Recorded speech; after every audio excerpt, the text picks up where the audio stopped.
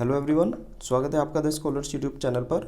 जैसा कि आपको पता होगा, हम अपनी कर रहे थे इडियम एंड फ्रेसेस की सीरीज़, जो कि है ब्लैक बुक में आपको मिलेगी B1 सीरीज़ के नाम से। इसका हमने अपना एक लेक्चर नंबर 1 डाला था, जिसमें कि 1 से लेकर 100 तक के इडियम हमने कवर किए थे। आपको पता ही होगा, एआई इमेजेस को हमने यूज़ किया था, हिस्ट्री यूज़ करी थी। तो मैं आपके कमेंट देख रहा था तो काफ़ी पॉजिटिव, वैसे तो आपका रिस्पॉन्स भी उस पर अच्छा रहा है ना। सबने बहुत अप्रिशिएट करा, मतलब उसमें कमेंट्स में देख रहा था तो मतलब काफ़ी चीज़ें उसमें पॉजिटिव मिली मुझे, है ना। आपको मतलब चीज़ें पसंद आई। कुछ लोगों के कमेंट ऐसे थे कि मतलब चीज़ें एकदम देखते ही याद हो रही हैं, तो वो उसका रीज़न था कि इमेजेस इतनी उसमें मतलब रिलेटेबल हैं कि वो एकदम मतलब रिलेट कर रही हैं। कुछ की हिस्ट्री बहुत अच्छी थी, है ना, विजुअलाइजेशन से आपको हेल्प मिली। तो मतलब कुल मिलाकर ओवरऑल हमारा जो एक्सपेरिमेंट था ये सक्सेसफुल गया, तो इसको कंटिन्यू करेंगे। ठीक है, तो वीडियो में तेज़ी लाएंगे धीरे धीरे, क्योंकि हमारे लिए भी देखो चीज़ें नई हैं। हमने भी एक एज ए एक्सपेरिमेंट की तरह इसको यूज़ किया है। हमें अच्छी लग रही थी, पहले हमने अपने ऊपर यूज़ किया कि भाई अपने मतलब टीम में ही मतलब देख कर कि चीज़ें पसंद आ रही है नहीं, तो सबको मतलब अच्छा लगा। खैर, आपका भी अच्छा उस पर रिस्पॉन्स रहा, तो मैं यही आशा करता हूँ आगे वाले लेक्चर पर भी, इस लेक्चर पर भी, जो कि ये लेक्चर नंबर 2 है, आपका अच्छा रिस्पॉन्स रहेगा। तभी हम अच्छे से और मतलब कंटेंट आपको प्रोवाइड करा पाएंगे। बाकी आपको सब चीज़ें बताने की कोई ज़रूरत नहीं है, ठीक है, आप पढ़कर देख सकते हैं सभी चीज़ पहली वाली वीडियो में। अच्छा हाँ, एक और कमेंट आया था कि लेंथ जो है वो मतलब जैसे 2 घंटे से ऊपर चली गई थी। तो देखो, पहली वीडियो होती है ना, उसमें थोड़ा सा रहता ही है ना। तो कोशिश करेंगे इसको भी फटाफट से आज अपनी वीडियो समाप्त करेंगे। 100 ईडियम इसमें हम देखेंगे, 101 से 200 तक। ये चीज़ें हमने मतलब इसमें 3 सीरीज़ हमने कंप्लीट कर ली है, और वन वर्ड भी मतलब बीच में ये ख़त्म होने को ही है, वैसे उसमें ज़्यादा इशू नहीं है। B1 सीरीज़ हम कर रहे हैं, तो आप देख सकते हैं, और PDFs के लिए आप डिस्क्रिप्शन चेकआउट कर सकते हैं। ठीक है, सारी की सारी जितना भी ये सीरीज़ हैं, इनके सभी कंप्लीट PDF एक्सेस के लिए, या फिर इंडिविजुअल अगर किसी को एक एक सीरीज़ भी चाहिए होगी, तो उसके लिए भी आप डिस्क्रिप्शन चेकआउट कर सकते हैं, आपको सारी डिटेल मिल जाएगी। टेलीग्राम ज़रूर ज्वाइन करना, और वीडियो शुरू करने से पहले लाइक ज़रूर दबा देना। किसी ने सब्सक्राइब नहीं किया है तो प्लीज़ सब्सक्राइब ज़रूर करें, और वीडियो को शेयर भी कर दें। ठीक है, तो स्टार्ट करते हैं आज की अपनी वीडियो। पहला हमारा जो इडियम होगा, पहला इडियम है 101, a stitch in time saves 9। ठीक है, मीनिंग होता है it is better to solve a problem straight away and not let it become bigger. क्या कह रहा है, मतलब कोई भी जो समस्या होती है उसका समाधान उसके बढ़ने से पहले कर देना अच्छा होता है। कि कोई चीज़ अगर बढ़ जाए तो बेटर होता आप उसकी, जब वो छोटी ही, जब वो बहुत कम ही आपको दिक्कत दे रही थी, तभी अगर आप उसको सॉर्ट आउट कर देते तो ज़्यादा अच्छा होता। अब देखो, स्टिच क्या होता है। स्टिच होता है जैसे टाँके नहीं होते, जैसे जीन्स है, आपकी जीन्स फट गई कहीं से, तो वैसे तो लड़के लोग तो सीधा मम्मी के पास जाते हैं, मम्मी मतलब यहाँ पर टाँका लगा दो, है ना। कोई अगर, ये मिडिल क्लास की बता रहा हूँ मैं, कोई अगर अपर क्लास का है तो वो तो खैर अलग बात है। तो स्टिच इन टाइम मतलब टाइम पर टाँका लगा देना, सेव्स 9 मतलब लाइन्स को सेव कर देता है। तो इसका मतलब आप थोड़ा सा हिंट लगाएं, जैसे सिलाई से जुड़ी हुई है ना। कपड़े में छोटा छेद हो और उसे समय रहते सिल दिया जाए, तो वो बड़ा होने से मतलब उससे पहले ही आप उसको टैगल कर देंगे, मतलब वो बड़ा नुकसान हो जाएगा पूरी की पूरी जीन्स, मतलब उसमें फिर वो धीरे धीरे बड़ा छेद होता जाएगा, वरना छेद बढ़कर और ज़्यादा टाँकों की ज़रूरत पैदा कर सकता है। तो स्टिच आपको पता होना चाहिए। अगर स्टिच का मतलब आपको टाँका पता है, तो मेरे ख्याल से आप ईडियम को वहीं के वहीं टैगल कर देंगे कि समय पर टाँका लगा देना जीन्स में, वो आपका बहुत ज़्यादा समय बचा सकता है। फ़ोटो देखिए आप, जैसे ये है, इसने समय पर लगा दिया है ना, फिर चीज़ें बड़ी हो जाती है, जैसे बड़ा टाँका है, ठीक है, छोटा है छेद तो इसको छोटे में ही टैकल कर देना चाहिए। Stitch in time saves times, मेरे हिसाब से आपको क्लियर हो गया होगा। नेक्स्ट इडियम देखते हैं। नेक्स्ट इडियम हमारा 102, स्टोन्स थ्रो अवे। ठीक है, ये क्या कह रहा है, मतलब कि स्टोन्स थ्रो, जब जितना हम स्टोन थ्रो मतलब पत्थर फेंक रहा है, ए वेरी शॉर्ट डिस्टेंस, थोड़ी दूरी पर। अब देखो इसमें जो पहले ये कैसे मतलब इडियम बना। पहले जो लोग थे वो दूरी नापने के लिए पत्थर फेंकने की सीमा का अंदाज़ा लगाते थे। अब देखो, जैसे यहाँ पर खड़ा हूँ मैं, ठीक है, और मेरी एक लिमिट है यहाँ पर, यहाँ तक पत्थर फेंकने की, और जो हमारा टारगेट है, जो हमारा वो है, वो देखो देखने में तो बहुत दूर तक का हम देख सकते हैं, यहाँ पर कोई हमारा टारगेट है, ठीक है, लेकिन हमारा लिमिट जो है वो पत्थर फेंकने की यही है। तो कुल मिलाकर अगर हम देखने की कंपेयर में देखें, तो पत्थर हम केवल यहाँ तक फेंक सकते हैं, और हमारा टारगेट तो बल्कि यहाँ तक भी हो सकता है टारगेट हमारा, क्योंकि हम देख तो बहुत किलोमीटर तक का सकते हैं। तो वही वाली बात यहाँ पर रिलेट होगी कि दूरी नापने के लिए पत्थर फेंकने की सीमा का अंदाज़ा लगाते थे। चूँकि पत्थर ज़्यादा दूर नहीं फेंका जा सकता था, इसलिए इसे मतलब कम दूरी बताने के लिए इसके मेटाफर के रूप में इसको यूज़ किया जाने लगा। अब देखो ये लड़का है, ये यहाँ पर इसको पहाड़ तक दिख रहा है, लेकिन ये पत्थर कहाँ तक फेंक सकता है, यहाँ तक, ठीक है, थोड़ी सी दूरी तक। तो कहीं ना कहीं जहाँ तक आप पत्थर फेंक सकते हैं वो एक छोटी दूरी होगी। तो इस तरह से आपको इसमें रिलेट करना है कि जहाँ तक आप पत्थर फेंक सकते हैं, स्टोन थ्रो, जहाँ तक आप पत्थर फेंक सकते हैं वो एक छोटी दूरी होगी, कंपेयर करेंगे जहाँ तक हम देख सकते हैं, ठीक है। तो मेरे हिसाब से चीज़ें क्लियर हो गई होंगी। हिस्ट्री हो तो हिस्ट्री, बाकी कोई रेफरेंस के लिए यहाँ पर अगर कोई चीज़ लिखी होगी तो आपको उसको भी ध्यान से पढ़ना है। नेक्स्ट इडियम है storm in A tea cup. अब देखो स्टॉर्म क्या होता है, आंधी तूफान लाना, किसमें, टी कप में। अब टी कप देखो होती छोटी सी चीज़ है टी कप, ठीक है, कोई कप प्याला है ना, जो कप प्लेट होती है वो एक छोटी सी चीज़ होती है और आप उसमें मतलब तूफान खड़ा किए जा रहे हैं। एक छोटे से टी कप में आप तूफान खड़ा करना चाह रहे हैं, तो बिग फस ओवर स्मॉल मैटर हो जाएगा। मतलब छोटी मोटी सी चीज़ों के लिए आप तूफान क्यों लाना चाह रहे हैं, ठीक है। यहाँ पर जो छोटी का रेफरेंस है वो कपलेट से होएगा, और जो स्टॉर्म है मतलब किसी चीज़ को बढ़ा चढ़ाकर बता देना, वो आंधी तूफान मतलब जो स्टॉर्म है वो उसको रिप्रेजेंट करेगा। फर्स्ट क्या होता है, फर्स्ट होता है गड़बड़ कर देना, कोई चीज़ मतलब उपद्रव कर देना, कोलाहल, ठीक है। तो स्टॉर्म इन टी कप हो जाएगा बिग फस ओवर स्मॉल मैटर हो जाएगा, a lot of anger, excitement और वरी अबाउट ट्रिवियल थिंग्स, मतलब कि तुच्छ जो छोटी मोटी चीज़ें होती हैं उसी का ही मतलब बात का बतंगड़ बनाए जा रहे हैं। छोटी सी बात थी, टी कप जैसी बात थी, और आपने उसमें मतलब आंधी तूफान लाना चाह रहे हैं, उसमें मतलब इतना बढ़ा चढ़ाकर बता दिया कि आपने उपद्रव करा दिया, मतलब कि लड़ाई करवा दी, ठीक है। अब इसका मूल विचार यही है कि छोटी सी चाय की प्याली जो होती है, टी कप होती है, उसमें तूफान तो वैसे आप नहीं ला सकते, इसलिए यह एक प्रतीक मेटाफर बना जो कि दिखाता है कि कैसे लोग छोटी छोटी बातों को बेवजह बढ़ा चढ़ाकर पेश करते हैं, ठीक है। ये एक रेफरेंस, एक मेटाफर के रूप में ही यूज़ हुआ है कि जैसे टी कप में आंधी तूफान नहीं आता, लेकिन फिर भी आप उस चीज़ का बात का बतंगड़ बना रहे हैं, मतलब कि चीज़ों को बढ़ा चढ़ाकर बता रहे हैं, ठीक है। नेक्स्ट इडियम देखते हैं। नेक्स्ट इडियम हमारा ए स्टफ्ड शर्ट। ये जो स्टफ वर्ड है आपने सुना ही होगा, जैसे स्टफ आलू आपने खाए होंगे, स्टफ बैंगन या फिर स्टफ भिंडी, कुछ भी स्टफिंग हर जगह यूज़ होती है। स्टफ पैटीज़ भी आती हैं तो वहाँ पर भी आपने स्टफ़ यूज़ किया होगा। स्टफ़ मतलब भरा हुआ, ठीक है। तो इसका मतलब हो जाएगा स्टफ शर्ट का मतलब ए पम्पस और सेल्फ इम्पोर्टेंट पर्सन। ये जो वर्ड है पम्पस, इसमें हमने पंप से रिलेट कर रखा है ऑलरेडी। अगर आपने तीनों सीरीज़ कंप्लीट की है तो पंप और अस, ठीक है, पंप और अस। पंप हमारे पास होने का मतलब पेट्रोल पंप नहीं होते उसका, का मैं ढोंग दिखावा करता हूँ। जैसे वैसे आपको पता होगा जो नॉर्मल हमारा एक मिडिल क्लास जो हमारा समाज होता है, सोसाइटी होता है, उसमें किसी के यहाँ पेट्रोल पंप होना एक बहुत बड़ी बात मानी जाती है। ये माना जाता है किसी के यहाँ पेट्रोल पंप है, भाई इसके तो पंप पे चल रहे हैं, है ना, इसके तो पेट्रोल पंप है, तो वो बहुत ज़्यादा मतलब एक अपर क्लास पहुँच जाएगा, मतलब अमीर थोड़ा सा। तो आप कह रहे हैं कि मेरे पास तो पेट्रोल पंप है, पंप मतलब पंप हमारे पास होने का मैं बहुत ज़्यादा ढोंग करता हूँ, दिखावा करता हूँ, तो इसका मतलब ये हो जाएगा, इसको तो हटाओ। बाकी इसका मीनिंग वही, अहंकारी या फिर स्वयं को महत्वपूर्ण समझने वाला व्यक्ति जिसके अंदर घमंड आ गया हो।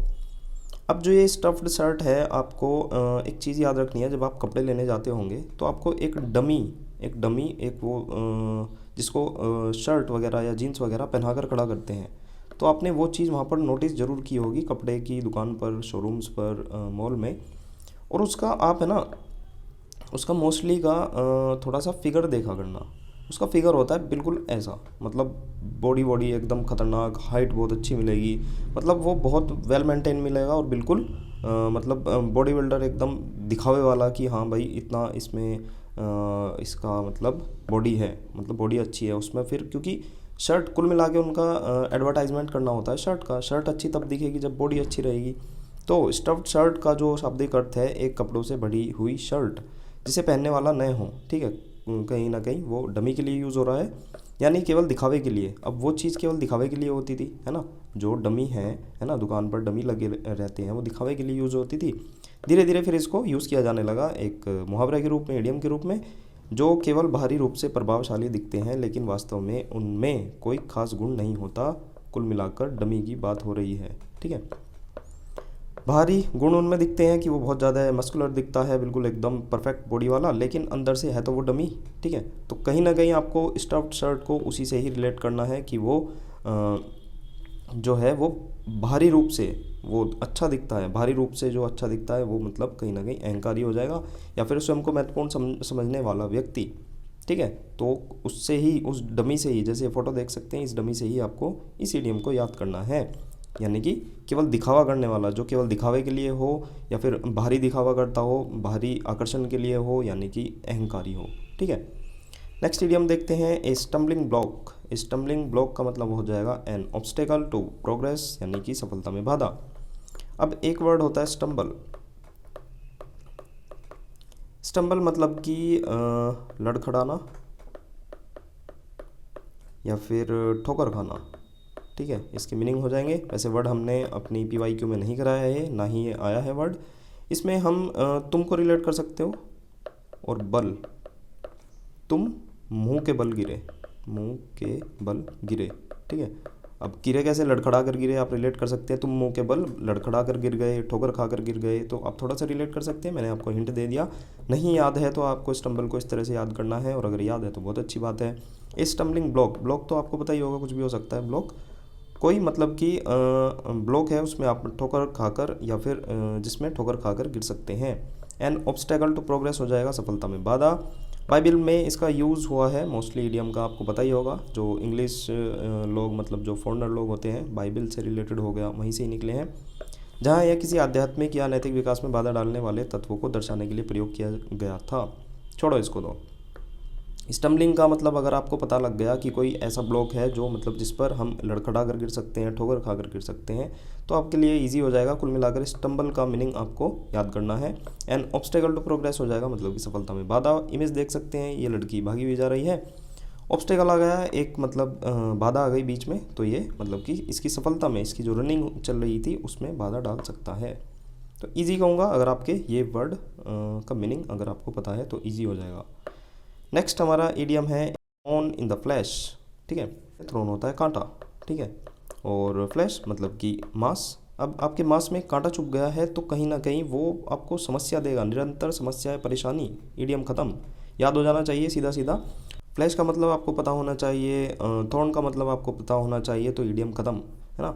A source of continual annoyance, और ट्रबल हो जाएगा एनोइंग, इरिटेटिंग, मतलब कि जो निरंतर समस्या का या फिर परेशानी का कारण बने।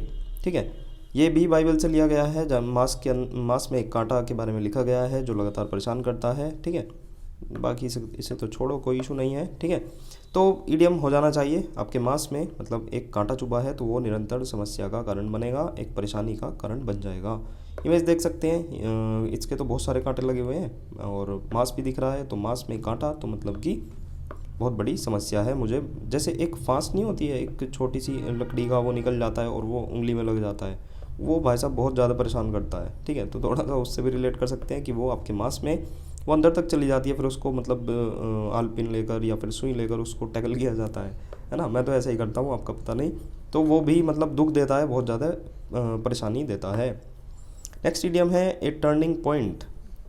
इडियम खुद बता रहा है, मतलब कि आप कहीं ना कहीं आपने अपना जो एक रास्ता था वो बदल लिया, आपने अपनी जो डायरेक्शन थी वो एकदम से चेंज कर ली। ए टर्निंग पॉइंट मीनिंग हो जाएगा anything that brings about changes, the time eight which an important change start. तो नया मोड ईजी हो जाएगा। ए टर्निंग पॉइंट देख सकते हैं, यहाँ पर भी देख सकते हैं कि ये मतलब ब्राइट है, फिर ये डार्क हो गया, मतलब कि एक टर्निंग पॉइंट ईजी है, कोई इसमें इशू नहीं होना चाहिए।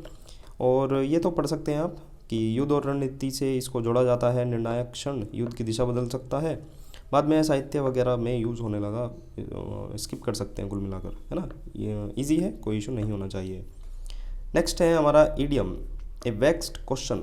वेक्स्ड क्या होता है? वेक्स्ड होता है झगड़ा, विवादास्पद। ठीक है, विवाद होना कुल मिलाकर। अब इसका मतलब वही, अगर आपको वेक्स्ड पता है तो ए वेक्स्ड क्वेश्चन हो जाएगा कंट्रोवर्शियल, मतलब कि विवादास्पद प्रश्न। ए वेक्स्ड क्वेश्चन, ठीक है, जैसे इससे पूछ रहा है, जैसे ये इससे पूछ रही है, ठीक है, एक कंट्रोवर्शियल क्वेश्चन, ए वेक्स्ड क्वेश्चन। यह है उन प्रश्नों या मुद्दों के संदर्भ में इस्तेमाल किया जाता है जो लंबे समय से बहस या असहमति का कारण बने हुए हैं। धीरे धीरे यह भी जटिल या फिर विवादित समस्या के लिए आम बोलचाल में यूज़ होने लगे। अब वैक्स्ड पता हो तो बहुत अच्छी बात है, अगर नहीं पता आपको तो वैक्स से इसको रिलेट कर सकते हैं, जो वैक्स कराते हैं, है ना। वैक्स करवाने पर, ये कीवर्ड बताया मैंने आपको, ठीक है। वैक्स, वैक्स करवाने पर मेरा झगड़ा हो गया, विवाद हो गया, ठीक है। बाकी एक वैक्स की अगर बात हुई है तो मुझे एक वर्ड याद आ रहा है, सरली। सरली में हमने एक सरला आंटी को रिलेट किया था। अगर आपने अनुभव सिंह बस्सी का एक शो देखा हो तो उसमें मतलब यूट्यूब पर है, तो मतलब स्टैंड अप कॉमेडियन है, पता होगा आपको। उसमें सरला आंटी का एक कैरेक्टर उसने बताया था। सरला आंटी वैक्स ही करती थी, इसलिए मैं आपको बता रहा हूँ। इसमें हमने सरली में सरला आंटी को रिलेट किया था। सरला आंटी असभ्य तरीके से वैक्सिंग करती है, असभ्य तरीके से वैक्सिंग करती है, तो इसका मीनिंग हो गया था मतलब कि असभ्य है, ठीक है। सरली का मीनिंग हो गया था असभ्य। सरला आंटी को इसमें रिलेट किया था, सरला आंटी असभ्य तरीके से वैक्सिंग करती है। बाकी एक वैक्स्ड आया है, इसमें वैक्स को रिलेट करेंगे, वैक्स करवाने पर मेरा झगड़ा हो गया था, विवाद हो गया था, ईडियम खत्म। नेक्स्ट ईडियम है ए विशेष साइकिल। विशेष साइकिल का मतलब होता है when one problem causes another problem. ये भी मीनिंग बेस कहूँगा, क्योंकि अगर विशेष का मतलब आपको पता है, ठीक है। विशेष का मतलब क्या होता है, क्रूर, दुष्ट, निर्दयी। देखो ये हमने करा रखा है, तीनों सीरीज अगर आपने करी हो तो इसमें हमने विश को कीवर्ड बनाया था, मतलब कि विश पीकर वह क्रूर हो गया था, क्रूर हो गया था। तो इसका मीनिंग क्रूर हमने इस ट्रिक से याद कर लिया था। विश इसमें हमने इसमें कीवर्ड बनाया था, ठीक है, और क्रूर इसका मीनिंग हो गया था। तो ये अगर चीज़ आपको पता है, क्रूर या फिर दुष्ट या फिर निर्दयी, एक ऐसा साइकिल, कुल मिला के निगेटिव वर्ड है ना। एक ऐसा साइकिल चल रहा है आपके जीवन में जो कि निगेटिव, कुछ मतलब एक के बाद एक समस्या आ रही हैं। निर्दयी है मतलब दुष्ट, क्रूर चीज़ें आपके साथ हो रही हैं, मतलब बैक टू बैक, मतलब एक दुष्चक्र में फंसना, एक के बाद एक समस्या आ रही हैं, ठीक है। देख सकते हैं कभी किसी चीज़ की है, कभी यहाँ पर होम की समस्या है, कभी ट्रांसपोर्ट की है, पैसे की है, दुनिया भर की चीज़ है, मतलब एक साइकिल चलता रहता है, तो वो कुचक्र हो जाएगा। तो विशेष का मतलब अगर आपको पता हो तो ये ईडियम भी ख़त्म हो जाएगा। ये काफ़ी सारे ईडियम मीनिंग बेस्ड आ गए, मतलब कि दुष्चक्र में फंसना, एक के बाद एक समस्या का आना। पहले इसको आर्थिक एवं सामाजिक समस्याओं के संदर्भ में यूज़ किया जाता था, जहाँ एक समस्या दूसरी समस्या को बढ़ावा देती थी, ठीक है। अगर आपके पास पैसे नहीं हैं तो आपको मतलब खाने में भी समस्या आ जाएगी, रहने में भी समस्या आ जाएगी। बाद में किसी भी नकारात्मक परिस्थिति के लिए इसको यूज़ किया जाने लगा, जैसे गरीबी, बीमारी, मानसिक तनाव, जो कि एक चक्र की तरह चलते हैं, ठीक है। ये विशेष साइकिल हो जाएगा, मतलब कि एक के बाद एक समस्या का आना। नेक्स्ट इडियम देखते हैं, ए वॉक ऑफ लाइफ, मतलब कि ए पर्सन्स ऑक्यूपेशन और position with in society. A walk of life, जीवन की एक यात्रा की कर सकते हैं इसको, है ना। जीवन की एक यात्रा, हर किसी का जीवन है ना। सब जैसे देख सकते हैं ना, यहाँ पर अलग अलग तरह के लोग हैं, सबकी एक अलग यात्रा है, ठीक है। जहाँ हर व्यक्ति की अपनी एक अलग राह होती है, अपनी एक यात्रा होती है, उसके अपने टारगेट होते हैं, उसको एक ड्यूटी उसकी रहती है, कुछ भी हो सकती है ना। जहाँ विभिन्न वर्गों के लोगों का वर्णन वॉक्स ऑफ लाइफ के रूप में किया जाता है, मतलब सब अलग अलग अपने काम धंधे पर जा रहे हैं। इसका काम है पढ़ना, ये सूटकेस लेकर जा रहा है, कोई जॉब का होगा, कोई बिजनेस का होगा, कोई अपना मतलब कुछ भी हो सकता है, प्राइवेट जॉब करती है, कोई गवर्नमेंट जॉब करती है, बिजनेस वाले हैं, है ना। तो मजदूरी वाले लोग भी हैं, मतलब हर तरह के लोग हैं। वॉक ऑफ लाइफ मतलब कि सबकी अलग अलग एक वॉक है, मतलब कि सबका पेशा या रुतबा सबका अलग अलग होता है, उसका ऑक्यूपेशन अलग होता है, उसका पोजीशन अलग होती है विद इन सोसाइटी, मतलब कि समाज के भीतर। तो जीवन की एक यात्रा, हर जीवन की एक यात्रा, मतलब कि हर जीवन जो यहाँ पर सेंस है थोड़ा सा, हर जीवन एक लाइफ, जो एक पर्सन के अंदर लाइफ है उससे रिलेट करेंगे तो आपका इडियम हो जाएगा। ये भी, इसमें भी कोई भी एक्स्ट्रा दिमाग लगाने की ज़रूरत नहीं है। नेक्स्ट इडियम है ए वेट ब्लैंकेट, ठीक है। A person who discourage enjoyment और enthusiasm, something who prevents other people from having fun. कबाब में हड्डी बनना पता ही होगा आपको, हिंदी में तो मजाक किरकिरा करने वाला। अब देखो, वेट ब्लैंकेट का मतलब होता है गीला कंबल। अब देखो, जब आग लगी होती है तो उसको बुझाने के लिए गीला कंबल यूज़ किया जाता है। अगर गीला कंबल आग के ऊपर डाला जाएगा तो आग आसानी से बुझ जाती है, ठीक है।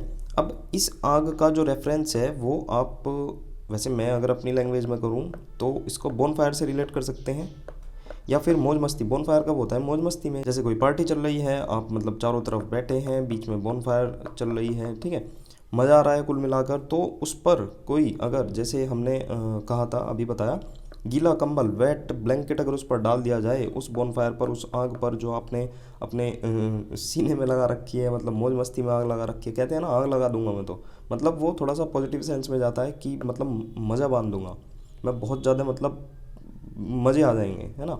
तो बोन फायर आपने कर रखा है, मज़े आ रहे हैं, आग लगी हुई है, मतलब पूरा माहौल में आग लगी हुई है, तो वहाँ पर आकर डल जाए क्या, वेट ब्लैंकेट। अब वेट ब्लैंकेट, गीला कंबल आकर अगर इस पर डल जाए तो वो हो जाएगा ख़त्म, शांत बिल्कुल। तो उसी तरह कोई व्यक्ति जब किसी खुशी के माहौल में अपनी उदासी या निराशा फैला देता है तो उसको वेट ब्लैंकेट कहा जाता है। तो आप थोड़ा सा रिलेट करें, जैसे ये पार्टी में मज़े ले रहे हैं खूब, मतलब गाना नाच गाना हो रहा है, इसने डाल दिया वेट ब्लैंकेट, मतलब इसने नाश कर दिया इनके बोनफायर का, सबका बेकार कर दिया, मतलब कि कबाब में हड्डी बन जाना, मज़ा किरकिरा कर देना, आप देख सकते हैं, ठीक है इसको, ठीक है। नेक्स्ट इडियम देखते हैं। नेक्स्ट इडियम है हमारा ए वाइल्ड कैट स्ट्राइक, मतलब कि a strike by workers without official union support, मतलब कि बिना इंटीमेशन के या बिना किसी की परमिशन के हम एक जब हड़ताल कर देते हैं तो उसको वाइल्ड कैट स्ट्राइक कहते हैं।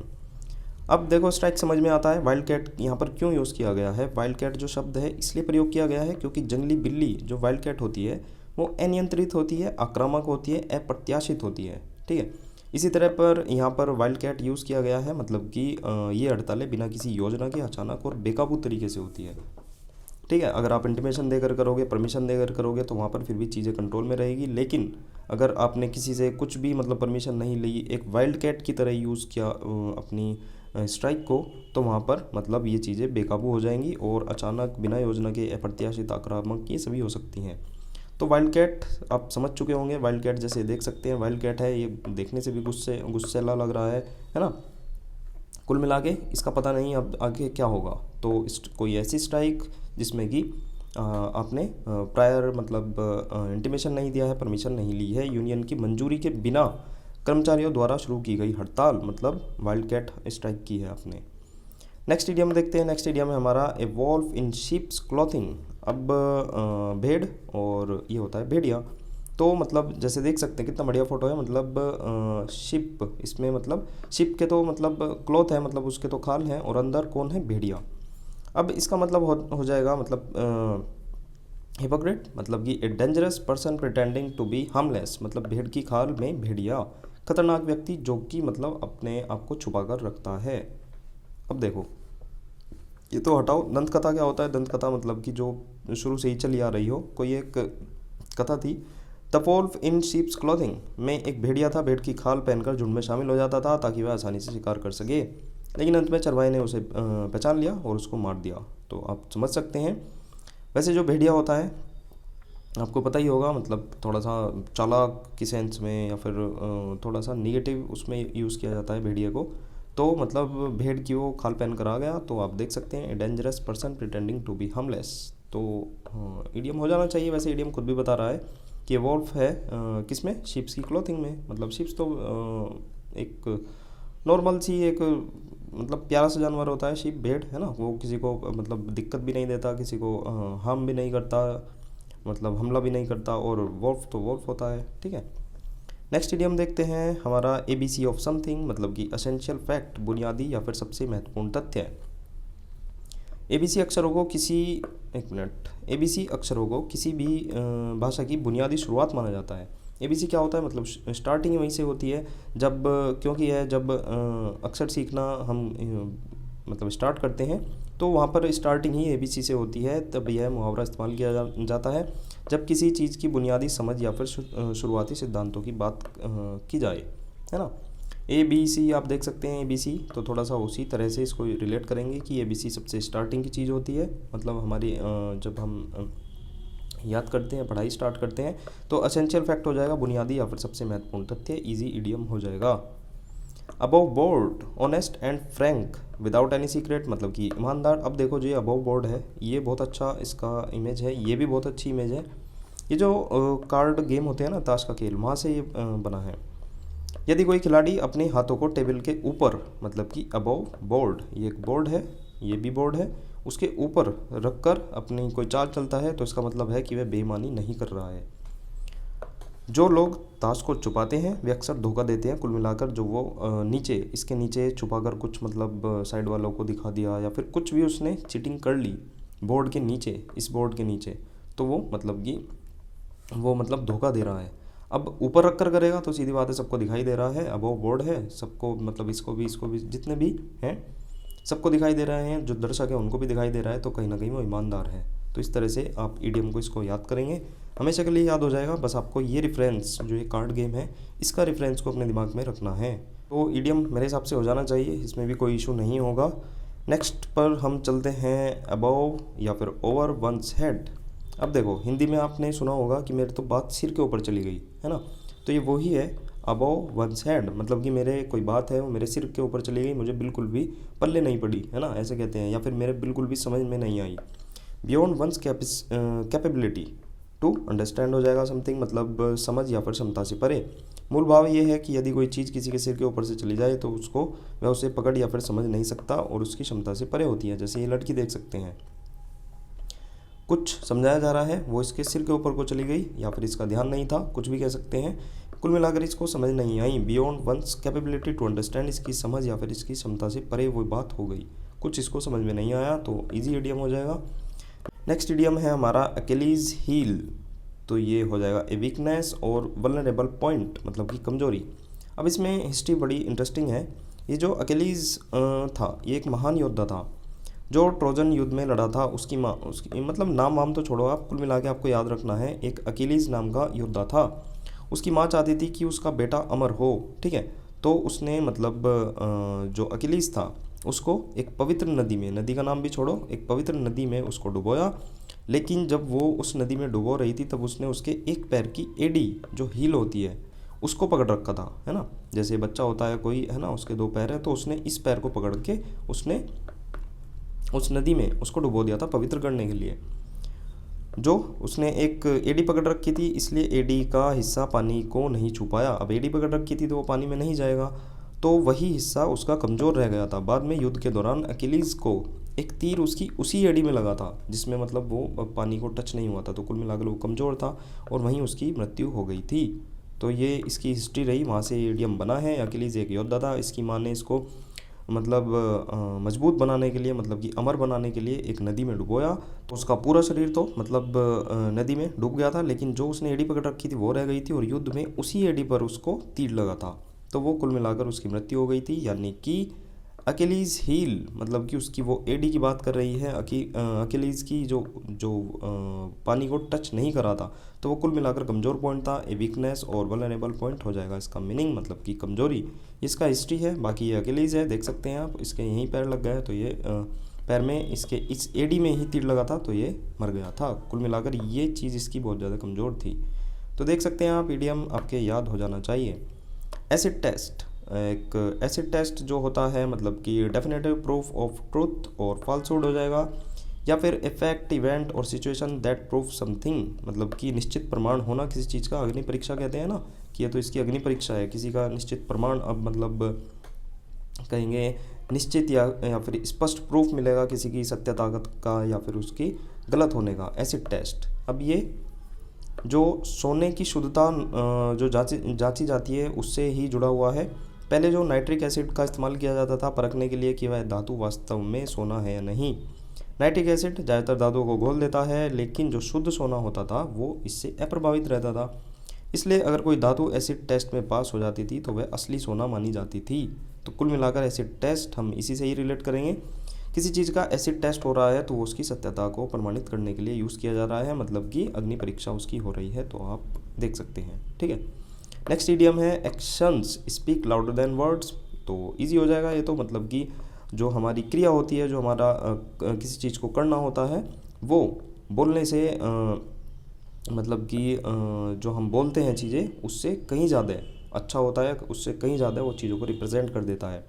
What you do is more important than what you say, है ना, या फिर what you do reveals the real you, या फिर intention can be judged by people's action. तो ये हो जाएगा आप क्या करते हैं यही असली रूप में आपको दर्शाता है ना। आप जो भी चीज़ कर रहे हैं वो आपको अच्छी तरह से दर्शाएगा। कंपेयर करें, अगर आप कुछ चीज़ कहते हैं, कहने में और जैसे कहते हैं ना कथनी और करनी में अंतर होता है ना। कथनी से अधिक करनी बोली जाती है, मतलब करनी का मतलब है किसी चीज़ को करना, तो आप देख सकते हैं सीधा सीधा सब वर्क करके दिखा रहे हैं, ना कि बोल कर दिखा रहे हैं। हर कोई अपना वर्क कर रहा है। जैसे यही है, ये कहता है कि मैं एक तो हो गया, अपने दोस्त को ये बता रहा है कि मैं साइकिल चला लेता हूँ।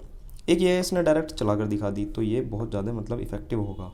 तो सारी चीज़ है, मतलब देख सकते हैं आप आराम से, ये ईडियम भी हो जाएगा। नेक्स्ट ईडियम है एडम्स एल। ये होता है वाटर, पानी।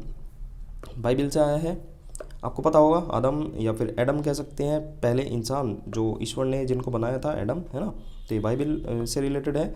और उन्हें ईडन गार्डन यानी कि स्वर्ग में रखा गया था। उस समय कोई शरबत या फिर शराब या फिर अन्य कृत्रिम पेय नहीं थे। और आदम या फिर एडम कह सकते हैं, सिर्फ पानी जो कि ईश्वर की बनाई गई सबसे शुद्ध चीज़ थी वो ही पीते थे, है ना। इसलिए पानी को ही एडम्स एल कहा जाने लगा, यानी आदम का शरबत, है ना। या फिर आदम की शराब जो असल में सिर्फ सादा पानी होती थी। तो आप रिलेट कर सकते हैं, एडम जो ये एक करेक्टर है, ये बाइबल का है, और ईडन गार्डन भी, ये सब चीज़ बाइबल से रिलेटेड है। तो वहाँ पर जो एडम है उनको मतलब केवल पानी पिलाया जाता था। उस समय कुछ भी अन्य अल्टरनेटिव्स नहीं थे, तो इसलिए पानी का ही इसका मीनिंग पड़ गया। यहाँ पर भी देख सकते हैं, इसको एडम मान सकते हैं, ठीक है। एडम सेल, तो ये पानी पी रहा है, तो देख सकते हैं आप। नेक्स्ट इडियम है add fuel to the fire. Flames हो जाएगा मेक थिंग्स वर्स या फिर वर्सन द डिफ़िकल्ट सिचुएशन। अब देखो सीधा सीधा बता रहा है, फायर या फिर फ्लेम्स, आग लगी हुई है, आप उसमें फ्यूल डाल रहे हैं, तो आपको आप मतलब आग में घी डालने वाला काम कर रहे हैं। किसी जलती हुई आग में घी, तेल या फिर ईंधन डाला जाए तो और अधिक बढ़ जाती है। मतलब एक तो मामला पहले ही ख़राब है, ऊपर से आपने उसमें तेल डाल दिया, पेट्रोल डाल दिया, तो मतलब बेकार हो गया मामला, ठीक है। तो देख सकते हैं आप, इजी है आग में घी डालना, आपने सुना ही होगा हिंदी में। बाकी नेक्स्ट इडियम है ऐड इंसल्ट टू इंजरी, वही इसी से रिलेटेड हो जाएगा। To further a loss with mockery to worsen an unfavourable situation. एक तो आपको इंजरी हो गई, ठीक है, ऊपर से इंसल्ट हो गई, ठीक है। मतलब कि आपके जले पर नमक छिड़कना, मतलब कि दुख बढ़ जाना। Make a bad situation even worse, ये जो है मतलब रोमन कहानी से आता है। एक बार एक आदमी को गधे ने लात मार दी। एक आदमी, जैसे ये आदमी है, इसको गधे ने लात मार दी। एक तो इसका मतलब पहले इंजरी हो गई, और फिर किसी ने उसका मजाक उड़ाया। अब देखो, पड़ोसी ने इसका मजाक उड़ा दिया, तो कहा गया कि पहले चोट लगी और अब अपमान हो गया। यह तो चोट पर नमक छिड़कने जैसा है। मतलब कि एक तो पहले से ही मतलब चोट लगी थी, और अब उसका मजाक बनाया जा रहा है, तो कहीं ना कहीं उसका दुख बढ़ गया है। नेक्स्ट इडियम है after a fashion. After a fashion, ये थोड़ा सा आपको अटपटा सा लगेगा, है ना। तो देखते हैं, इसको बताता हूँ मैं। To only a certain extent, केवल सीमित सीमा तक या फिर अपूर्ण तरीके से। अब देखो क्या कहना चाह रहा है। आफ्टर ए फैशन, वैसे इसका जो मतलब होता है आपको पता ही होगा। फैशन का मतलब जो कपड़ों का तौर तरीका या फिर फैशन स्टाइल से रिलेटेड होता है। लेकिन जो पहले हम यूज़ करते थे इसको, इसका जो मीनिंग होता था फैशन का मतलब तरीका या फिर ढंग।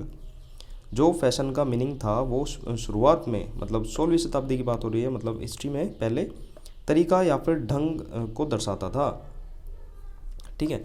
आफ्टर ए फैशन का मतलब था कि किसी खास तरीके के बाद या फिर उस तरीके की नकल में कुछ करना। धीरे धीरे यह भाव बन गया कि कोई चीज़ पूरी तरह से ठीक नहीं है, लेकिन कुछ हद तक वैसी है, यानी जैसे तैसे या फिर थोड़ी कोशिश के साथ। अब देखो यहाँ पर, इससे थोड़ा सा मैं आपको समझाने की कोशिश करता हूँ। देखो, कंप्लीट कॉस्ट्यूम है ये, ठीक है, कंप्लीट कॉस्ट्यूम है ये। पहले यहाँ पर एक बंदा आया, वो इस कंप्लीट कॉस्ट्यूम को पहन कर आया, ठीक है, मतलब इस कंप्लीट कॉस्ट्यूम को वो पहन कर आया। फिर इस जो ये लड़का है, इसको कहा गया, मतलब ज्यूरी ने इसको कहा, जो जज बैठे थे, कि अब आपको ये कपड़े अब आपको पहन कर आने हैं, है ना। ये भाई साहब आए, अब इन पर ये कपड़े आधे अधूरे पहने गए, है ना। देख सकते हैं आप, मतलब यहाँ पर इसने क्लॉथ बांध लिया और आधी शर्ट तो छोड़ ही दी, मतलब आधी पहनी आधी गायब है। हाथ में भी यहाँ पर ये कुछ अलग पहन कर आया है। तो कुल मिलाकर इसने कोशिश करी, जैसे तैसे ये करके आया, है ना। देख कर ये जैसे तैसे, जैसे इसने पहले वाले को भी देखा होगा, इस कॉस्ट्यूम को देखा होगा, इसको समझ में नहीं आई, जितनी समझ में आई इसने जैसे तैसे ये चीज़ कर ली। तो जैसे तैसे ये चीज़ मतलब पहन के आया, तो इसको करने दो, ठीक है। कोई इसको क्या कहेगा कि ये आफ्टर ए फैशन है, मतलब कि जैसे तैसे ये एक पहन के आ गया, ठीक है। दोबारा से सुनो, ज्यूरी क्या कहेगी कि ये आफ्टर ए फैशन है, मतलब उसका फैशन देखकर, उसका तरीका या ढंग देखकर, जो मैंने अभी आपको बताया था, पहले वाले का तरीका या ढंग देखकर ये जैसे तैसे चीज़ों को करने के लिए आया है। यानी कि to only a certain extent, मतलब केवल सीमित सीमा तक ये कुछ हद तक ही चीज़ें करके आया है, मतलब ड्रेस तो पहनी है लेकिन आधी अधूरी पहनी है। ऐसा ही मतलब हाफ जीन्स तो पहनी है लेकिन ये अलग कलर की पहनी आया। तो कुल मिलाकर ये जैसे तैसे चीज़ों को करके आया है या फिर अपूर्ण तरीके से करके आया है। तो आप इस तरह से इसको याद करेंगे। फैशन का मतलब रखेंगे तरीका या ढंग। तो आफ्टर ए फैशन, कोई किसी फैशन, किसी तरीके या किसी ढंग की नकल में, या फिर उसको जब दोबारा किस चीज़ को कहा जाता है कि भाई आपको इस तरीके से ये चीज़ें करनी है, आप जैसे तैसे उस चीज़ को करने की कोशिश कर रहे हैं, तो आप उस चीज़ को इनकम्प्लीट करेंगे। बिल्कुल कोई भी ऐसा नहीं हो सकता कि वो एक बार ही देखकर 100% एफिशिएंसी से बिल्कुल एग्जैक्ट उस चीज़ को कंप्लीट कर दे, है ना। तो थोड़ा बहुत वो या तो छोड़ देगा या थोड़ा बहुत उसका मतलब अलग तरह से कर देगा। तो वो एक सर्टेन एक्सटेंट तक करेगा, एक अपूर्ण तरीके से करेगा। तो इस तरह से आपको ये इडियम दिमाग में रखना है, इस तरह से समझना है। ये फैशन हमारा ये वाला फैशन नहीं है, ये तरीका या ढंग होता है। तो ठीक है, तो इस फोटो को आपको दिमाग में रखना है, तो इससे आपको चीज़ें बिल्कुल क्लियर हो जाएंगी। नेक्स्ट इडियम है आफ्टर वंस ऑन हार्ट, मन की बात। अब ये तो पढ़कर ही पता लग रहा है, मतलब कि किसी के जो मन की बात है, किसी का जो उसके हृदय की, उसके मन की बात है, उसकी बात हो रही है। शेयरिंग और हैविंग वंस टेस्ट और views, having likes and dislikes similar to one's own, यानी कि किसी के मन की बात। किसी की पसंद नापसंद, मतलब कि अपने जैसी का होना, अपने जैसी पता लग जाना कि भाई हाँ इसकी पसंद या फिर नापसंद क्या है। मूल रूप से a man after God's own heart, ये फुल इडियम था, जिसका बेसिक, जो इसका ओरिजिन वाला फॉर्म था, a man's after God's own heart. इसका जो उपयोग बाइबल में राजा डेविड के लिए किया गया था, जिसका मतलब था कि ईश्वर के अनुसार और उनकी इच्छा के अनुसार वह जीता था। जो वो आदमी था, ईश्वर की जैसा ईश्वर चाहते हैं, जैसा भगवान चाहते हैं, उनकी इच्छा के अनुसार जीता था ये मैन। धीरे धीरे आम हो गया और इसका प्रयोग किसी ऐसे व्यक्ति के लिए किया जाने लगा जो हमारी पसंद, विचारधारा या फिर रुचियों से मेल खाता हो। किसी के हृदय की तरह, किसी के मन की तरह किसी का होना, किसी आदमी का होना। ठीक है, तो आप देख सकते हैं इडियम, ये भी आपको क्लियर हो जाना चाहिए। नेक्स्ट इडियम है हमारा against the clock, work very fast to complete something within a deadline, या फिर work in a great hurry as fast as possible, यानी कि बहुत तेज़ी से काम करना। अब देखो, खेल या प्रतियोगिताओं से जो हमारे कंपटीशन होते हैं उनसे रिलेटेड है, खासकर दौड़ से या फिर सीमित समय वाली चुनौतियों में, जहाँ पर आपको एक बहुत लिमिटेड टाइम मिलता है। तो वहाँ पर किसी को एक निश्चित समय में कोई दूरी तय करनी होती थी, रेस की बात हो रही है, यानी कि व्यक्ति घड़ी से प्रतिस्पर्धा कर रहा होता है। ठीक है, रेस लगी हुई है, 1 मिनट का टाइम है, तो वो घड़ी के अगेंस्ट, घड़ी के विरुद्ध होकर वो, मतलब घड़ी के खिलाफ वो प्रतिस्पर्धा करेगा, है ना। जैसे देख सकते हैं आप, यहाँ पर घड़ी चल रही है और ये घड़ी के मतलब अगेंस्ट ही सभी भागे जा रहे हैं, अपने अपने काम पर जा रहे हैं। रेस से इसको रिलेट कर सकते हैं आप। जब रेस में कोई बंदा भागता है, एक सिंगल पर्सन भागता है, तो उसका कंपटीशन किससे होता है? खुद से या फिर घड़ी से, तो उससे रिलेट कर सकते हैं। धीरे धीरे ये आम हो गया, आम जीवन के कार्यों के लिए यूज होने लगा, यानी कि बहुत तेज़ी से काम करना। ये एक अच्छा एग्जाम्पल हो सकता है कि आप जैसे अकेले भाग रहे हैं, तो आपका कंपटीशन किससे होगा? अगेंस्ट द क्लॉक, मतलब क्लॉक के विरुद्ध भाग रहे हैं। आपको अपना ही जो आपका टाइमिंग था, मान लो आपकी कुछ एक टाइमिंग थी, मतलब इतने सेकंड में आप दौड़ लेते थे, तो आपको उसी को ही तोड़ना है, मतलब कि आप अगेंस्ट द क्लॉक जाना है। तो ये इडियम हो जाना चाहिए। नेक्स्ट इडियम है एड एंड अबेट। मीनिंग होता है to help someone to commit a crime, मतलब कि अपराध के लिए उकसाना या फिर मदद करना। अब देखो, मिडेवल इंग्लिश लॉ से आया है ये। इसका एड का मतलब होता है मदद करना, अबेट का मतलब होता है उकसाना। अबेट ये शायद मैंने आपको बता रखा है, आ बैट मैं तुझे बैट के लिए उकसाऊंगा। आ बैट मतलब मेरे पास बैट, मैं तुझे बैट नहीं लगती, मतलब वो जो बैट लगाते हैं, है ना, तो मैं तुझे बैट के लिए उकसाऊंगा। तो उकसाना मतलब निगेटिव चीज़ के लिए, बैट के लिए आप किसी को उकसा रहे हैं निगेटिव चीज़ के लिए, और ऐड तो हो जाएगा मदद करना, ये तो पता ही होगा। तो ऐड का मतलब होता है मदद करना, अबैट का मतलब होता है उकसाना, बढ़ावा देना, प्रोत्साहित करना। निगेटिव या फिर अपराध, गलत कामों में ये यूज़ किया जाता है। कानूनी संदर्भ में इस्तेमाल किया जाने लगा, जैसे कोई व्यक्ति खुद अपराध न करके वह आपको, है ना, उकसा रहा है, वह अपराधी को मदद करे या फिर उसको बढ़ावा दे, तो वह भी अपराध का भागीदार माना जाता है। मतलब कि अपराध के लिए किसी को उकसाना। अबैट तो वही हो गया कि भाई बैट के लिए कोई उकसा रहा है, तो आप उससे रिलेट कर सकते हैं। और ऐड मतलब सहायता करना, है ना, अपराध के लिए उकसाना या फिर मदद करना। देख सकते हैं आप, ये एड एंड अबेट इसको दे रहा है, मतलब ये तो जेंटलमैन लग रहा है, बढ़िया आदमी एकदम, इसको पैसे दे रहा है, उकसा रहा है कि भाई ये काम कर दे, और मतलब मेरे से पैसे ले ले, तो ये उकसा रहा है, तो आप देख सकते हैं। नेक्स्ट इडियम है हमारा अलादीन्स केव। इजी है, a place that contains many interesting objects. अत्यधिक धन या फिर रोचक वस्तुओं का स्थान। अब अलादीन्स केव आपको पता ही होगा, अलादीन और उसका जादुई चिराग कहानी से जुड़ी है। वो एक जादुई गुफा में जाता है जहाँ पर सोना जवाहरात बेशुमार खजाना छुपा होता है। अलादीन केव का प्रतीक बन गया। तो एक ऐसी रहस्यमयी जगह जो बाहर से साधारण दिखे लेकिन अंदर खजाने से भरी हो। इजी हो जाएगा। नेक्स्ट इडियम है 128 अलार्म्स एंड एक्सकर्जन्स। अब ये कंफ्यूज्ड एक्टिविटी एंड अप्रोर हो जाएगा, भ्रमित गतिविधि। अब देखो, शेक्सपियर के नाटकों में इसका जो मतलब ओरिजिन है वहाँ पर मिलता है। शेक्सपियर ने अपने नाटकों में इसका यूज़ किया था। अलार्म्स एक पुराना शब्द है जो सैनिकों को युद्ध के लिए चेतावनी देने के लिए इस्तेमाल किया जाता था। यानी जैसे आजकल जिसको अलार्म कहते हैं, है ना, तो ये वही था, मतलब कि चेतावनी देने के लिए यूज़ किया जाता था। एक्सकर्जन का अर्थ होता है सैनिक का अचानक हमला या फिर धावा बोलना। तो इसका पूरे का मतलब क्या हुआ, मंच पर कुल मिलाकर देखो, मैंने अभी बताया था कि शेक्सपियर के नाटकों में यूज़ मिलता है। नाटक हो रहा था, यहाँ पर सभी देख रहे थे। यहाँ पर इस फोटो को देख सकते हैं, सभी देख रहे थे। तो यहाँ पर अलार्म्स एंड एक्सकर्जन हुआ, मतलब अलार्म्स मतलब पहले चेतावनी दी और फिर घुसपैठ कर दी। मंच पर युद्ध, घुसपैठ, शोर, भाग दौड़ आदि दिखाया जाएगा। धीरे धीरे यह वाक्यांश एक मुहावरा बन गया जिसका अर्थ होता है अराजकता फैल जाना, हलचल, नाटकीय घटनाओं से भरी स्थिति। ठीक है, तो पहले चेतावनी होती थी और फिर एक्सकर्शन हो जाता था, मतलब कि अचानक धावा बोल देते थे, हमला कर देते थे। ये नाटक की बात हो रही थी। तो इसमें भी मतलब कंफ्यूज्ड एक्टिविटी एंड अप्रोर, मतलब कि हंगामा हो जाना या फिर उपद्रव मच जाना। तो आप देख सकते हैं अलार्म्स एंड एक्सकर्शन। अलार्म्स का मीनिंग, आप अलार्म जो हम यूज़ करते हैं वो भी कहीं ना कहीं एक तरह की चेतावनी होती है, उससे यूज़ करेंगे। और एक्सकर्शन मतलब कि हमला या फिर धावा हो जाना या फिर मतलब कि हमला बोल देना। नाटक में इसका यूज़ हुआ था, तो आप इस इमेज से इसको यूज़ कर सकते हैं कि सभी देख रहे हैं, दर्शक देख रहे हैं और ये मतलब आपस में लड़ रहे हैं। चेतावनी देकर ये आपस में लड़ गए। ठीक है, मतलब कि भ्रमित गतिविधि हो जाएगा, हंगामा हो जाएगा, हंगामा मच गया, उपद्रव मच गया। ठीक है, तो आप रिलेट कर सकते हैं। नेक्स्ट इडियम है alive and kicking in good health, मतलब कि अच्छे स्वास्थ्य में। अलाइव एंड किकिंग, वैसे आप इडियम को देखकर भी इसका अंदाज़ा लगा सकते हैं कि अच्छी सिचुएशन में किस चीज़ की बात हो रही है।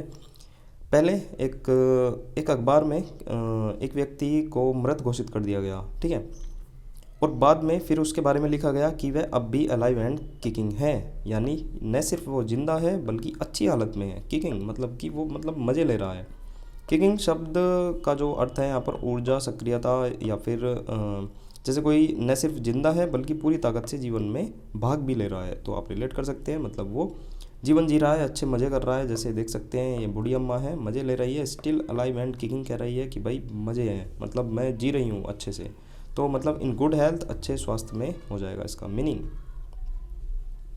नेक्स्ट इडियम है ऑल एगोग, का मतलब हो जाता है amazed, full of interest and excitement, मतलब कि हैरान।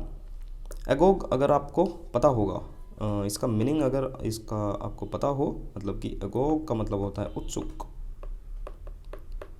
ठीक है, ये शब्द जो है एन गोगस से आया है जिसका मतलब होता है मज़े में होना, उत्सव के मूड में होना, उत्सुक हो जाएगा या फिर मज़े में। ठीक है, अगोग का इस्तेमाल उत्सुकता और बेचैनी से इंतजार करने के भाव में होने लगा। और अगोग का मतलब होता है पूरी तरह से उत्सुक या फिर बेताब। जैसे देख सकते हैं ये सभी पूरी तरह से उत्सुक हैं। अगोग AGOG से रिलेट करें, गाना सुना होगा AGOG, है ना, मतलब मैं हूँ मनमोजी करके ऐसा था। तो आप मनमोजी आ रहा है उसमें AGOG, तुम भी सुनो जी, है ना, एक शायद अनिल कपूर का गाना था। तो AGOG से रिलेट करें, AGOG मैं बहुत ज़्यादा मतलब मनमोजी हूँ, मैं मज़े में हूँ, उत्सुकता में हूँ, उससे इसको रिलेट करेंगे। ठीक है, AGOG। पता नहीं आपको ये गाना पता भी है नहीं, वैसे नहीं पता तो देख लेना, है ना। तो देख सकते हैं AGOG, मैं तो बहुत ज़्यादा मतलब उत्सुकता में हूँ, मज़े में हूँ, है ना, मैं हूँ मनमोजी। तो आप रिलेट कर सकते हैं। अगर इसका मीनिंग आपको पता हो गया तो अमेज्ड, आप आसानी से इसको रिलेट कर सकते हैं। नेक्स्ट इडियम है all along, all the time हो जाएगा, फ्रॉम द बिगनिंग, शुरुआत से ही होना। अब देखो, जो ऑल का मतलब होता है वो होता है पूरा, अलोंग का मतलब होता है साथ साथ या फिर पूरे रास्ते। देख सकते हैं कि कोई आपके साथ पूरे रास्ते, मतलब पूरे रास्ते वो कोई आपके साथ था। शुरुआत में इसका मतलब होता था कि किसी के साथ पूरी दूरी तय करना, लेकिन धीरे धीरे इसका मतलब हो गया कि वो तो शुरू से ही मेरे साथ था, चाहे लोगों को अब पता हो।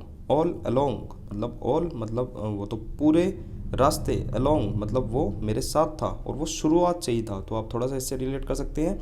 ऑल अलोंग वो तो पूरे रास्ते, शुरुआत से ही मेरे साथ था। ठीक है, यहाँ पर शुरुआत ऐड कर लेना तो आपका इसका मीनिंग निकल जाएगा, है ना। तो ये थोड़ा सा मतलब चेंजेस आते हैं, जैसे समय के अनुसार चीज़ें, मतलब कोई एक बुक है उसमें भी चेंज आ जाता है ना। तो ईडियम्स में भी चीज़ें चेंज हो जाती हैं। पहले इसका मीनिंग था किसी के साथ पूरी दूरी तय करना, लेकिन धीरे धीरे हो गया था कि ये तो शुरू से ही मेरे साथ था, चाहे लोगों को अब पता लगा हो। तो आप रिलेट कर सकते हैं, इसने मेरे साथ पूरी दूरी शुरुआत से तय करी, ये तो शुरुआत से ही मेरे साथ था। तो आप इसमें रिलेट करना कि पूरी तरह से साथ था, ये तो शुरुआत से ही मेरे साथ, है ना। ऑल द टाइम हो जाएगा, फ्रॉम द बिगनिंग मतलब शुरुआत से ही, हमेशा से ही ये मेरे साथ था, ऑल अलोंग था शुरुआत से ही। नेक्स्ट इडियम है हमारा ऑल एंड सन्ड्री। सन्ड्री का मतलब होता है विविध। पहले मैं इसका मीनिंग बताऊं, सन ड्राई, ये हमने वर्ड कर रखा है, इसमें कीवर्ड बनाया था सन प्लस ड्राई। सन ड्राई कर देता है विविध चीज़ों को, ये हमने याद कर रखा है। अगर आपने सीरीज़ करी है तो आपको पता भी होगा, वर्ड से आप फेमिलियर होंगे। ऑल एंड सन्ड्री मतलब कि विविध, सन्ड्री का मतलब एवरीबडी विदाउट डिस्टिंक्शन, या फिर ऑल इंक्लूडेड मतलब हो जाएगा हर कोई, बिना भेदभाव के हर कोई, हर किसी को इंक्लूड कर लेना। एवरीबडी विदाउट डिस्टिंक्शन मतलब कि बिना भेदभाव के, बिना मतलब किसी विशिष्टता के, है ना, उसको इंक्लूड कर लेना। सन्ड्री का मतलब होता है विविध या फिर अलग अलग। ऑल एंड सन्ड्री मिलकर एक वाक्यांश बना जिसका मतलब हुआ सभी लोग। ऑल मतलब सभी, सन्ड्री मतलब विविध तरह के लोग, चाहे जो भी हों, ठीक है, सभी को इंक्लूड कर लो, सभी लोग, अलग अलग प्रकार के लोग भी शामिल हैं।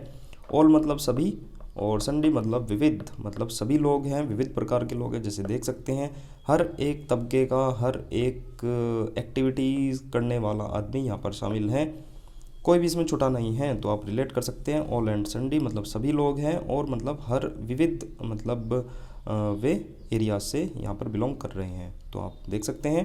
नेक्स्ट इडियम है हमारा ऑल एट सी या फिर फील एट सी। इसका मतलब हो जाएगा पजल, या फिर स्टेट ऑफ कन्फ्यूज़न हो जाएगा, लॉस्ट एंड कन्फ्यूज्ड हो जाएगा, असमंजस की स्थिति। ऑल एट सी ये जो नॉटिकल लैंग्वेज से रिलेटेड है, मतलब जो नाविक होते हैं, सेलर होते हैं, समुद्र में दिशा भटक जाते थे, खासकर जब वे कोस्ट लाइन दिखना उनका बंद हो जाता था और दिशाएं वे पहचान नहीं कर पाते थे, तो उन्हें कहा जाता था कि वे ऑल एट सी हैं, यानी कि पूरी तरह से दिशाहीन हो गए हैं, असमंजस में हैं।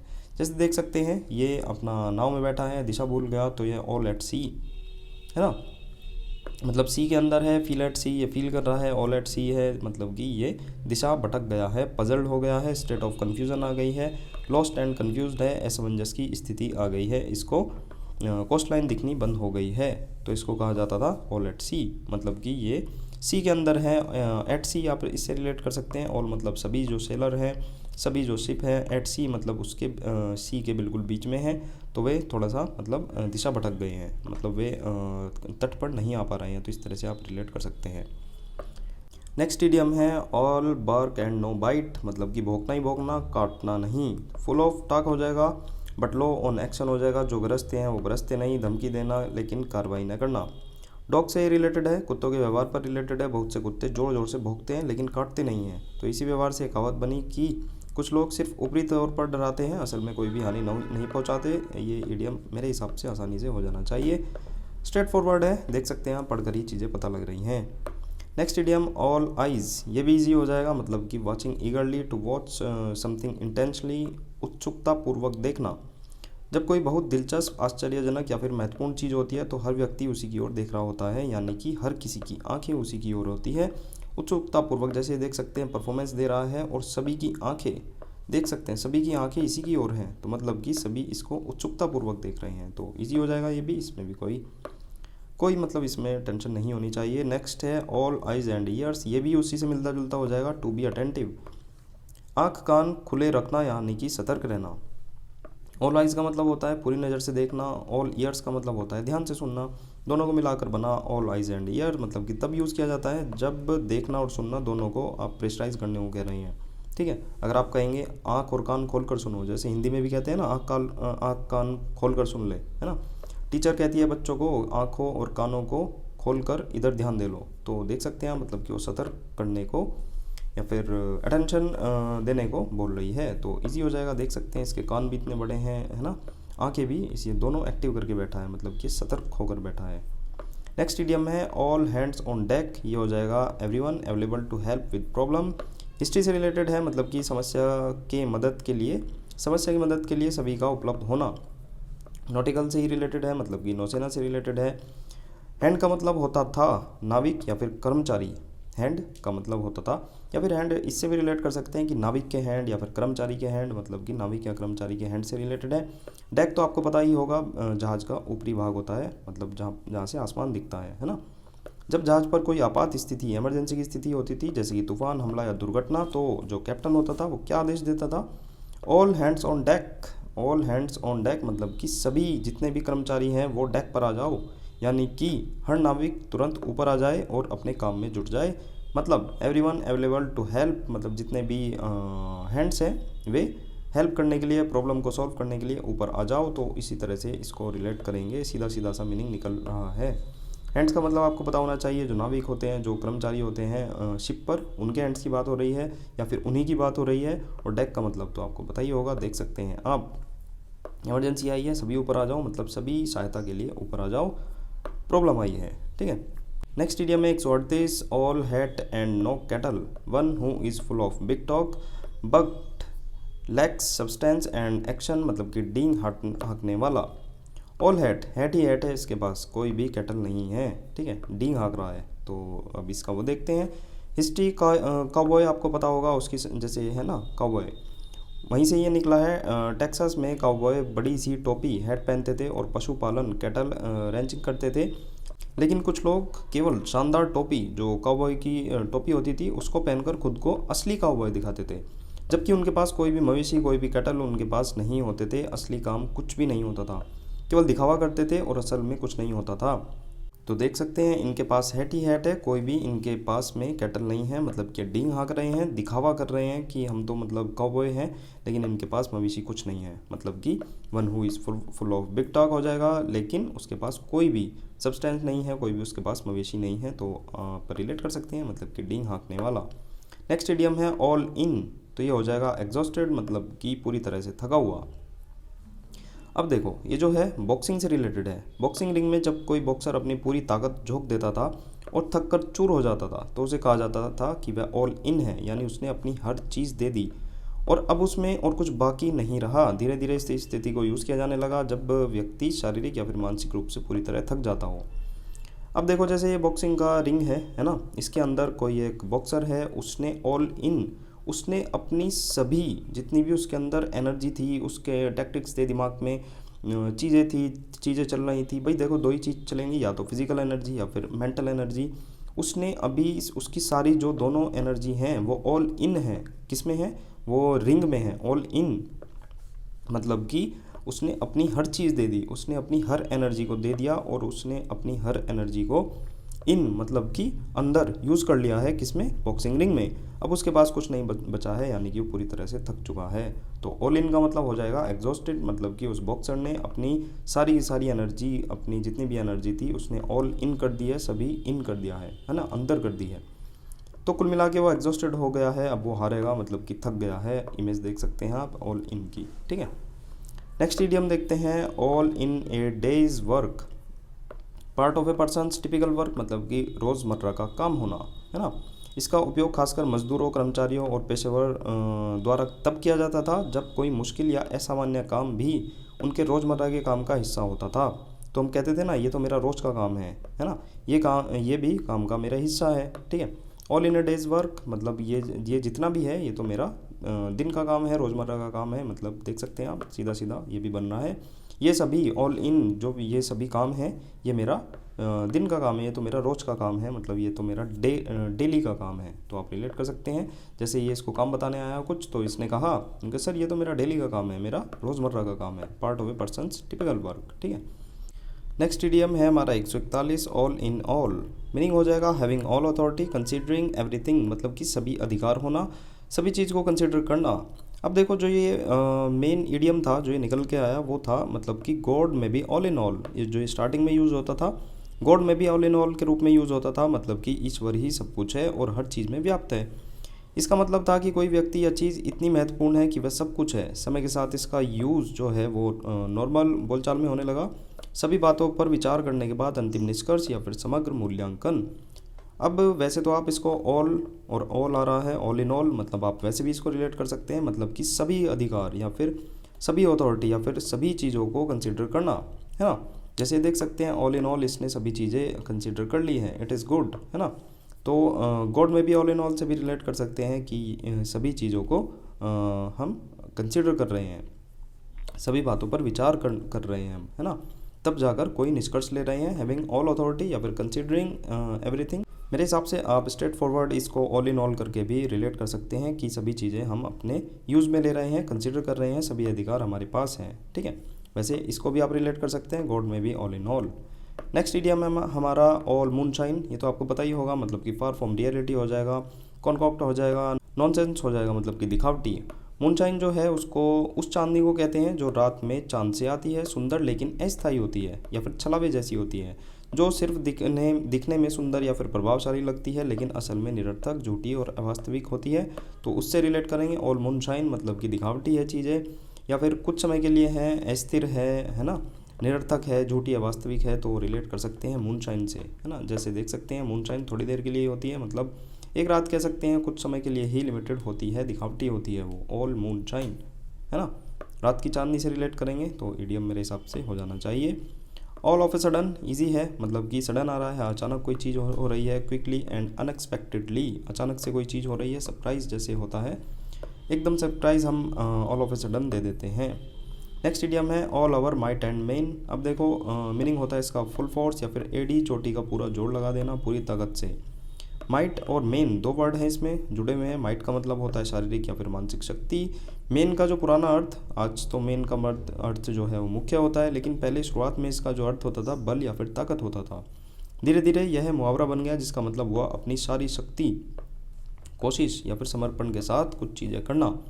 All over might and main, main का मतलब भी यहाँ पर आपको थोड़ा सा रिलेट रखना है तो इडियम हो जाएगा आपका, मतलब कि फुल फोर्स से आप लगे हुए हैं। फोटो देख सकते हैं, फुल फोर्स के साथ ये सभी लगे हुए हैं, ठीक है। नेक्स्ट इडियम है हमारा ऑल ओवर हेल्थ हाफ एकड़, यानी कि एवरीवेयर, सभी जगह, हाफ एकड़। ये जो हेल्थ हाफ एकड़ है ये असल में जो अमेरिकी शहर होते हैं जैसे कि टेक्सास हो गया, वायमिंग हो गया, हवाई हो गया, उन इलाकों के नाम थे इनके अंदर जहाँ पर बदमाश, जुआखोरी, शराबखोरी, अराजकता फेमस थी। तो वहाँ के लिए इनको एक रेफरेंस के लिए नाम दिया जाता था हेल्थ हाफ एकड़। यह एक व्यंग्य होता था, जैसे कि ये नरक का आधा एकड़ है ना, इतनी बेकार जगह है कि वे नरक की जगह है, नरक का आधा एकड़ है, यानी वहाँ रहना और जाना दोनों मुश्किल है। मैं तो ऑल ओवर हेल्थ हाफ एकड़ घूम कर आया लेकिन मुझे दुकान नहीं मिली। मैं तो नरक तक घूम कर आ, कहते हैं ना, मैं तो नरक तक घूम कर आ गया लेकिन मुझे ये चीज़ नहीं मिली। मैं दूर दूर तक भटक लिया, नरक तक हो आया लेकिन ये मुझे दुकान नहीं मिली। तो आपको याद रखना है हेल्थ हाफ एकड़ मतलब कि नरक की एक जगह होती है। ऑल ओवर हेल्थ हाफ एकड़ का मतलब है आप सभी जगह, जितनी भी पॉसिबल जगह थी, निगेटिव हो पॉजिटिव हो, वो सभी आप देख कर आ गए। आपको वो चीज़, कोई जो चीज़ ढूंढने गए थे वो चीज़ नहीं मिली, मतलब कि सभी जगह, ठीक है। नेक्स्ट हमारा इडियम है ऑल थम्स। मीनिंग हो जाएगा क्लमसी। क्लमसी हमने रिलेट कर रखा है कलम सी। कलम सी मेरी बना दी बहुत भद्दी, मतलब बहुत भद्दा बना दिया, बेढंगी बना दी। फिजिकली ऑकवर्ड हो जाएगा अनाड़ी। अब देखो थम ये हाथ का सबसे मोटा और सबसे कम लचीला हिस्सा माना जाता है। अगर आपकी उंगलियों की जगह अंगूठे आ जाए तो वह आप कुछ भी काम ठीक से नहीं कर पाओगे, कोई भी बारीक काम नहीं कर पाओगे। इसलिए ऑल थम्स, जिसके हाथ में सभी अंगूठे हों, यानी जो बहुत ही ज़्यादा अनाड़ी हों। देख सकते हैं आप, अगर ये सभी अंगूठे के जैसे ही, देखो जब सब सेम हो गए, मतलब अंगूठे के जैसे ही हो गए सारे, तो अंगूठों से ये बारीक काम बिल्कुल भी नहीं कर पाएगा, मतलब कि अनाड़ी हो जाएगा, क्लमसी हो जाएगा और अकवर्ड हो जाएगा, मतलब कि अनाड़ी। उंगलियों के जगह आपके सभी थम्स अगर आ जाएं तो आप अनाड़ियों की तरह काम करेंगे। इस तरह से आप इसको याद करना। ऑल वेट मतलब कि कम्प्लीटली मिस्टेकन हो जाएगा, पूरी तरह से गलत समझ लेना। तो ये हो जाएगा आपका, अगर कोई चीज़ पूरी तरह से भीग जाए, ऑल वेट हो जाए, तो वह बेकार या फिर बेकार हालत में मानी जाती है ना। उसी तरह किसी की सोच या फिर राय भीगी यानी कि भ्रमित, स्पष्टता से लैक होती है, रहित होती है, तो उसे कहा जाता है यू आर ऑल वेट, यानी कि तुम पूरी तरह से गलत हो, ठीक है। तो थोड़ा सा रिलेट करें, अगर कोई चीज़, जैसे आप जा रहे हैं, आप पूरा भीग चुके हैं, तो पूरी तरह से आप गलत हो चुके हैं, ख़राब हो चुके हैं। जैसे ये देख सकते हैं, छाता भी ले रहा है लेकिन फिर भी ये भीग गया है, ऑल वेट हो गया है, यानी कि ये पूरी तरह से गलत हो गया है। ठीक है, तो थोड़ा सा आपकी जो राय के सेंस में भी, हमारी जो थिंकिंग थॉट होती है उसके सेंस में भी इसको यूज़ किया जाता है कि आपकी जो ये थॉट प्रोसेस है ये पूरा का पूरा ऑल वेट है, यू आर ऑल वेट, तो आप पूरी तरह से गलत हो। तो इस तरह से भी इसको याद कर सकते हैं। बाकी ऑल वेट कम्प्लीटली गलत, मतलब मिस्टेकन हो जाएगा, पूरी तरह से गलत समझ लेना, आप पूरी तरह से वेट हो गए हो। All's fair in love and war, easy है, मतलब कि any action is acceptable in extreme circumstances like love and war, प्यार में सब कुछ जायज़ होता है, आपने सुना ही होगा, ईजी हो जाएगा। तो देख सकते हैं इसकी वैसे ज़रूरत भी नहीं है, ईजी है, हर चीज़ जायज़ होती है प्यार में और युद्ध में, है ना, मुश्किल परिस्थिति में सब जायज़ होता है। नेक्स्ट इडियम है अल्मा मैटर, मतलब कि institution, where I got education, मतलब कि जहाँ पर शिक्षा पाई गई हो वो संस्थान। अब अल्मा मैटर का मतलब समझते हैं। जो ये अल्मा का मतलब होता है, इसका मतलब होता है पोषक या फिर ममता देने वाली। मैटर का अर्थ होता है लैटिन भाषा में, ये जो दोनों मीनिंग है, मतलब अल्मा का मतलब पोषक या फिर ममता देने वाली, मैटर का मतलब होता है माँ, ठीक है, मदर।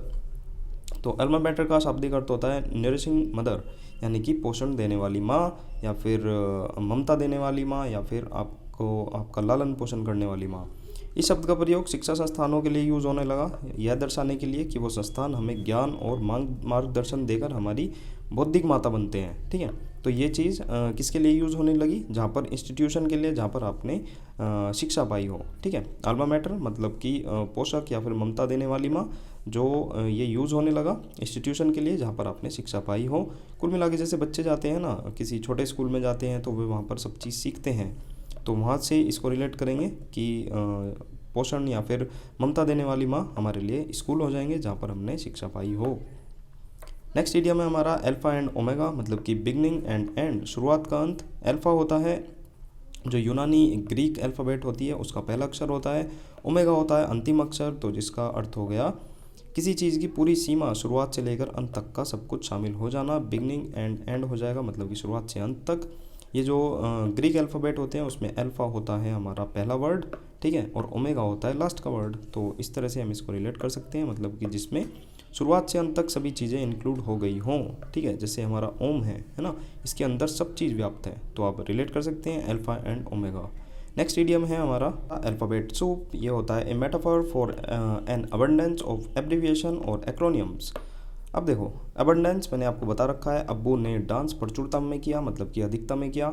एब्रिविएशन में अब्रविएट करके खाने को छोटा कर रहा है, मतलब कि संक्षिप्त कर रहा है। एक्रोनियम्स तो आपको पता ही होगा, मतलब कि शॉर्ट फॉर्म का ज़्यादा यूज़ करना एक्रोनियम्स हो जाता है ना।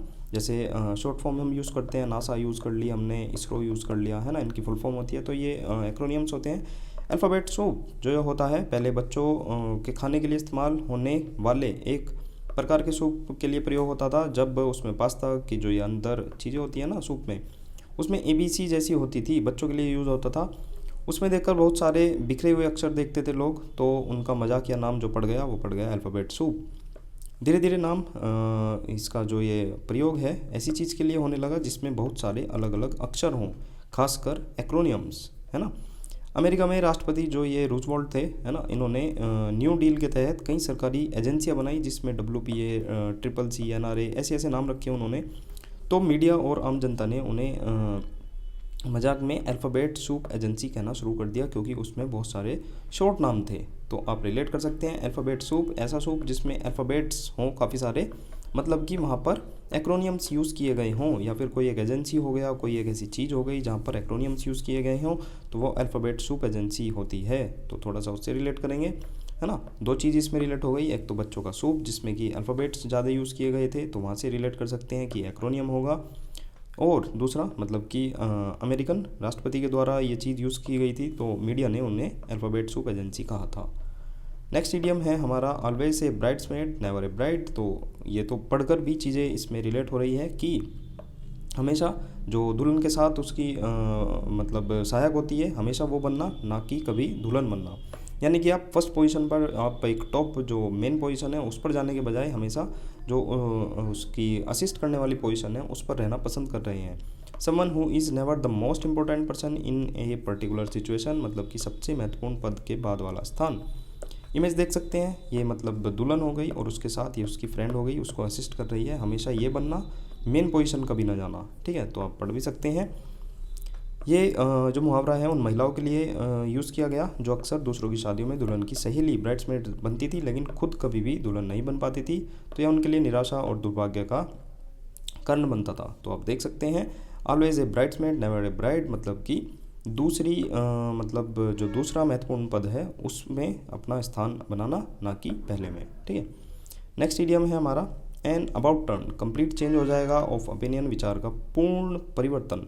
अब देखो, जैसे मिलिट्री में एक कमांड होती है अबाउट टर्न या फिर अबाउट फेस, ये वहीं से निकला है। ये जो कमांड होती है इसमें सैनिक जो हैं वो 180 डिग्री पूरा का पूरा पीछे घूम जाते हैं। जैसे ये है, इसको अगर कमांड दी कि अबाउट टर्न या फिर अबाउट फेस, तो ये इधर को घूम के बिल्कुल एकदम अपोजिट खड़ा हो जाएगा। तो इसका मतलब चीज़ें मतलब कंप्लीट चेंज की ओर हैं, आपने अपना विचार पूरी तरह से अपने बदल लिए हैं, है ना। तो ये सेना में यूज़ होता था, फिर ये नॉर्मल लाइफ में हमारे आ गया। अबाउट टर्न मतलब जैसे पीछे को था, मतलब अब ये सीधा हो जाएगा। तो देख सकते हैं थोड़ा सा, अबाउट टर्न का मतलब कोई विचार का, अपने जो चीज़ें हैं उनका मतलब पूरा का पूरा परिवर्तन।